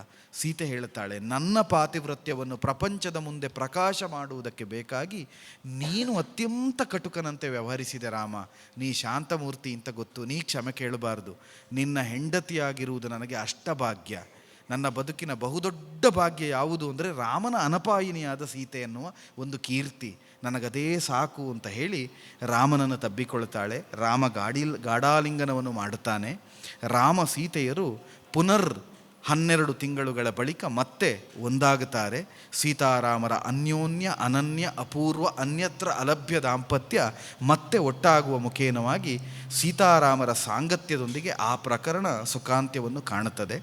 ಇಲ್ಲಿಗೆ ನಮ್ಮ ಅಗ್ನಿ ಪರೀಕ್ಷೆ ಎನ್ನುವ ಈ ಪ್ರಕರಣದ ವ್ಯಾಖ್ಯಾನವನ್ನು ನಾವು ಮುಗಿಸಿಕೊಳ್ತಾ ಇದ್ದೇವೆ. ಅತ್ಯಂತ ಔಚಿತ್ಯಪೂರ್ಣವಾದ ರಾಗಗಳನ್ನು ಬಳಸುತ್ತಾ ಸುಶ್ರಾವ್ಯವಾಗಿ ಸಂದರ್ಭಗಳನ್ನು ಕಟ್ಟಿಕೊಟ್ಟಂಥ ಅಪರೂಪದ ಭಾಗವತಿಕೆಯನ್ನು ಮಾಡಿದ್ದಾರೆ ಡಾಕ್ಟರ್ ಪ್ರಖ್ಯಾತ್ ಅವರು. ಅವರಿಗೆ ಅತ್ಯಂತ ಧನ್ಯವಾದವನ್ನು ಅರ್ಪಿಸ್ತಾ, ಎಲ್ಲಿಯೂ ಹದಮೀರದ, ಎಲ್ಲಿಯೂ ಸಂದರ್ಭಕ್ಕೆ ತಪ್ಪದ, ಅನಗತ್ಯವಾದ ಒಂದು ನಾದವೂ ಹೊರಹೊಮ್ಮದಂತೆ ಪ್ರತಿ ನಾದಕ್ಕೂ ಒಂದು ಸಂಸ್ಕಾರ ಮತ್ತು ಒಂದು ಸಂದೇಶ ಇರುವಂತೆ ಅತ್ಯಂತ ಅಪೂರ್ವವಾಗಿ ನಾದದ ಮದ್ದಳೆಯ ಸಾಂಗತ್ಯವನ್ನು ಒದಗಿಸಿಕೊಟ್ಟವರು ಕೃಷ್ಣ ಪ್ರಕಾಶ್ ಉಳಿತಾಯರು. ಅವರಿಗೆ ಅತ್ಯಂತ ಪ್ರೀತಿಯಿಂದ ಅಭಿವಂದಿಸ್ತಾ, ಅಷ್ಟೇ ಔಚಿತ್ಯದ ಪ್ರಜ್ಞೆಯೊಳಗೆ ಚಂಡೆಯನ್ನು ನುಡಿಸಿದವರು. ನಾನು ಬಂದದ್ದು ಚಂಡೆ ನುಡಿಸುವುದಕ್ಕೆ, ನಾನು ಎಲ್ಲ ಪದ್ಯಕ್ಕೂ ಚಂಡೆ ನುಡಿಸ್ತೇನೆ ಅಂತ ಹಠ ಬಿದ್ದು ನುಡಿಸುವ ಚಂಡೆವಾದಕರನ್ನೂ ನಾವು ನೋಡಿದ್ದೇವೆ. ಅದರ ಮಧ್ಯದಲ್ಲಿ ಎಲ್ಲಿ ಬೇಕೋ ಅಲ್ಲಿ ಮಾತ್ರ, ಎಷ್ಟು ಬೇಕೋ ಅಷ್ಟು ಮಾತ್ರ, ಚಾಲುಗಳನ್ನು ಅನಗತ್ಯ ಬಳಸದೆ ತುಂಬ ಸೊಗಸಾಗಿ ಸಾಂಗತ್ಯವನ್ನು ಒದಗಿಸಿದ ಸುಮಿತಾಚಾರ್ಯ ಅವರಿಗೂ ಕೂಡ ಧನ್ಯವಾದವನ್ನು ಅರ್ಪಿಸ್ತಾ, ಚಕ್ರತಾಳದಲ್ಲಿಯೂ ಸಹಯೋಗವನ್ನು ಒದಗಿಸಿದ ರಾಜೇಂದ್ರ ಕೃಷ್ಣ ಅವರಿಗೂ ಕೂಡ ಧನ್ಯವಾದವನ್ನು ಅರ್ಪಿಸಿ, ಈವರೆಗೆ ರಾಮಾಯಣದಲ್ಲಿಯೇ ಬರುವ ಮಾತು, ರಾಮನ ಚರಿತ್ರೆಯನ್ನು, ರಾಮನ ಕಥೆಯನ್ನು ಅಕ್ಷರ ಮಾತ್ರದಿಂದ ಕೇಳಿದರೂ ಅನೇಕ ಪುಣ್ಯಗಳು ಲಭ್ಯ ಆಗುತ್ತದೆ ಅಂತ. ರಾಮ ನಿರ್ಯಾಣವನ್ನು ಹೊಂದುವಾಗ ಕೈ ಹಿಡಿದು ಹೀಗೆ ಬೊಗಸೆ ಒಡ್ಡಿ ಕಣ್ಣೀರು ಸುರಿಸ್ತಾನಿತ್ತ ಹನುಮಂತನಿಗೆ ರಾಮ ಹೇಳುತ್ತಾನೆ, ನಾನು ಯಾಕೆ ಬದುಕಬೇಕು ರಾಮ, ನೀನಿಲ್ಲದ ಬದುಕು ನನಗೆ ಬೇಡ, ಚಿರಂಜೀವತ್ವ ಬೇಡ ಅಂತ ಹೇಳಿದ ಹನುಮಂತನಿಗೆ ರಾಮ ಹೇಳ್ತಾನೆ, ಎಲ್ಲೆಲ್ಲಿ ರಾಮ ಕಥೆ ನಡೀತದೋ, ಎಲ್ಲೆಲ್ಲಿ ರಾಮ ಸ್ತುತಿ ನಡೀತದೋ, ಎಲ್ಲೆಲ್ಲಿ ರಾಮ ರಾಮ ರಾಮ ಎಂಬ ಸ್ಮರಣೆ ನಡೀತದೋ ಅಲ್ಲೆಲ್ಲ ಕಿವಿಯಾಗಿರುವುದಕ್ಕಾಗಿ ನೀ ಬದುಕಬೇಕು ಹನುಮಂತ. ಎಲ್ಲೆಲ್ಲಿ ರಾಮಸ್ಮರಣೆಯಾಗುತ್ತದೋ ಅಲ್ಲಿ ನೀನು ಇರಬೇಕು ಹರೀಶ್ವರ ಅಂತ ರಾಮ ಹನುಮಂತನಿಗೊಂದು ಅಪ್ಪಣೆಯನ್ನು ಮಾಡ್ತಾನೆ. ಆದ್ದರಿಂದ ರಾಮ ಎಂಬ ವಾಕ್ಯ ಮತ್ತು ರಾಮನ ಬದುಕಿನ ಕಥೆಯಾದ ರಾಮಚರಿತ್ರೆ ರಾಮಾಯಣ ಚಿರಂಜೀವ, ಅದು ಚಿರಂಜೀವಿಯಾದದ್ದು. ಅದರ ಪ್ರತೀಕವಾಗಿ ಹನುಮಂತ ನಮಗೆ ಕಾಣಿಸ್ತಾನೆ. ಆದ್ದರಿಂದ ಇಲ್ಲಿಯೂ ಎಲ್ಲಿಯೋ ಒಂದು ಮರೆಯ ಮೂಲೆಯಲ್ಲಿ ಹನುಮಂತ ಇದಕ್ಕೆ ಕಥಾಶ್ರವಣಕ್ಕೆ ಕಿವಿಯಾಗಿ ಕುಳಿತಿದ್ದಾನೆ ಎನ್ನುವ ನಂಬಿಕೆಯಿಂದ, ಅಷ್ಟೇ ತಾದಾತ್ಮ್ಯದಿಂದ ಸಕಲ ನಾದಗಳಲ್ಲಿ ನಾದ ಸ್ವರೂಪದಿಂದ ಕಾಣಿಸಿಕೊಳ್ಳುವ ಮಾತೃಸ್ವರೂಪ ರಾಜರಾಜೇಶ್ವರಿ ಜಗತ್ತಿನ ಭಗವತಿ, ಅವಳು ಇದಕ್ಕೆ ಕಿವಿಯಾಗಿದ್ದಾಳೆ ಅಂತ ಅಷ್ಟೇ ಪರಿಪೂರ್ಣವಾಗಿ ಈ ಮಣ್ಣಿನಲ್ಲಿ ವೇದಾಂತಗಳು ವೈದಿಕ ಸಂಸ್ಕಾರಗಳು ಭಾರತ ಧರ್ಮಭೂಮಿಯಿಂದ ದೂರಾಗದಂತೆ ಈ ಭೂಮಿಗೆ ಒಂದು ಮಹತ್ತರವಾದ ಕಾಣಿಕೆಯನ್ನು ಒದಗಿಸಿಕೊಟ್ಟವರು ಪರಮಹಂಸರಾದ ರಾಮಕೃಷ್ಣರೆಂಬಂತಹ ವೇದಾಂತ ಶಿಖರದಿಂದ ಕೆಳಗಿಳಿದ ಅಧ್ಯಾತ್ಮ ಗಂಗೆಗೆ ವಿವೇಕಾನಂದ ಅಂತ ಹೆಸರು. ಇದು ನಾವು ಕಂಡ ಸತ್ಯ. ಆದ್ದರಿಂದ ವಿವೇಕವೇ ಆನಂದವಾಗಬೇಕು, ಆನಂದವೇ ವಿವೇಕವಾಗಬೇಕು. ರಾಮ ಕೃಷ್ಣ ಎರಡನ್ನೂ ಸೇರಿಸಿಕೊಂಡ ಪರಮಹಂಸ, ಅವರ ತಪೋಭೂಮಿ, ಅಂತಹ ಪುಣ್ಯಕ್ಷೇತ್ರ. ಅಲ್ಲಿ ಪೂಜ್ಯರಾದಂಥ ಸ್ವಾಮೀಜಿಗಳ ದಿವ್ಯ ಉಪಸ್ಥಿತಿಯಲ್ಲಿ ನಾವೊಂದು ಅಗ್ನಿ ಪರೀಕ್ಷೆಯನ್ನು, ಕಲಾವಿದರಿಗೆ ಅಗ್ನಿ ಪರೀಕ್ಷೆ ಇದು, ಇಷ್ಟು ದೊಡ್ಡ ವಿದ್ವತ್ಪೂರ್ಣರ ಮುಂಭಾಗದಲ್ಲಿ ಪ್ರಸ್ತುತ ಮಾಡುವುದು ಕಲಾವಿದರಿಗೆ ಅಗ್ನಿ ಪರೀಕ್ಷೆ.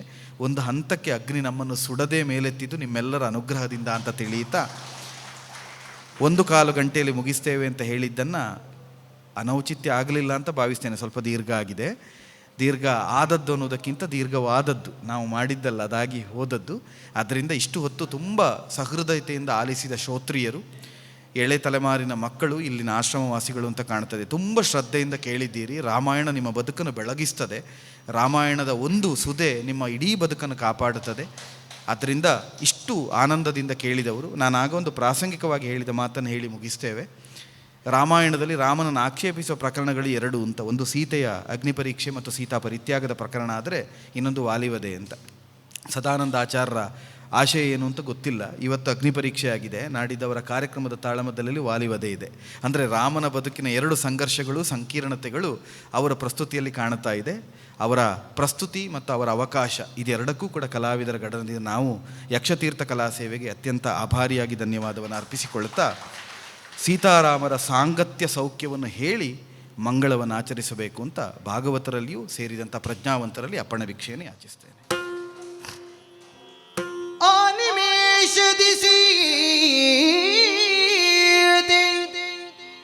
ರಾಮನಲ್ಲಿ ನೀಯಾದಳು ನದಿಯು ಸಾಗರ ಸ್ಥಾನದಳು, ತಾಲೀನವಾಗುವ ತಿರದಿ ಮನವರಸಿ. ನದಿಯು ಸಾಗರ ಸ್ಥಾನದಳು, ತಾಲೀನವಾಗುವ ತೆರದಿ ಮನವರಸಿ. ರಾಮ ಸೀತಾರಾಮ.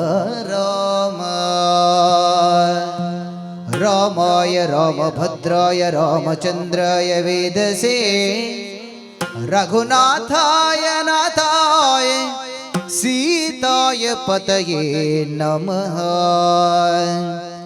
ಸ್ಥಾಪಕಾಯ ಚ ಧರ್ಮಸ್ಯ ಸರ್ವಧರ್ಮಸ್ವರೂಪಿಣೇ, ಅವತಾರ ವರಿಷ್ಠಾಯ ರಾಮಕೃಷ್ಣಾಯ ತೇ ನಮಃ. ಮಂಗಲ ಮಧುಪುರ ಕರಿಮುಖಗೆ, ಮಂಗಲ ಕಮಲ ಶಿಲಾಂಬಿಕೆಗೆ, ಮಂಗಲ ಮಧುಮಾನಾಭನಿಗೆ, ಮಂಗಲ ರಾಜರಾಜೇಶ್ವರಿಗೆ. ಮಂಗಲಂ ಜಯ ಮಂಗಲಂ ಶುಭ ಮಂಗಲಂ ನಿತ್ಯ ಮಂಗಲೋ. ಮಹಾಗಣಪಗೆ, ಶ್ರೀ ಸುಬ್ರಹ್ಮಣ್ಯಗೆ, ಭ್ರಮರಾಂಬೆಗೆ, ಭಗವತಿಗೆ ಮಂಗಲೋ.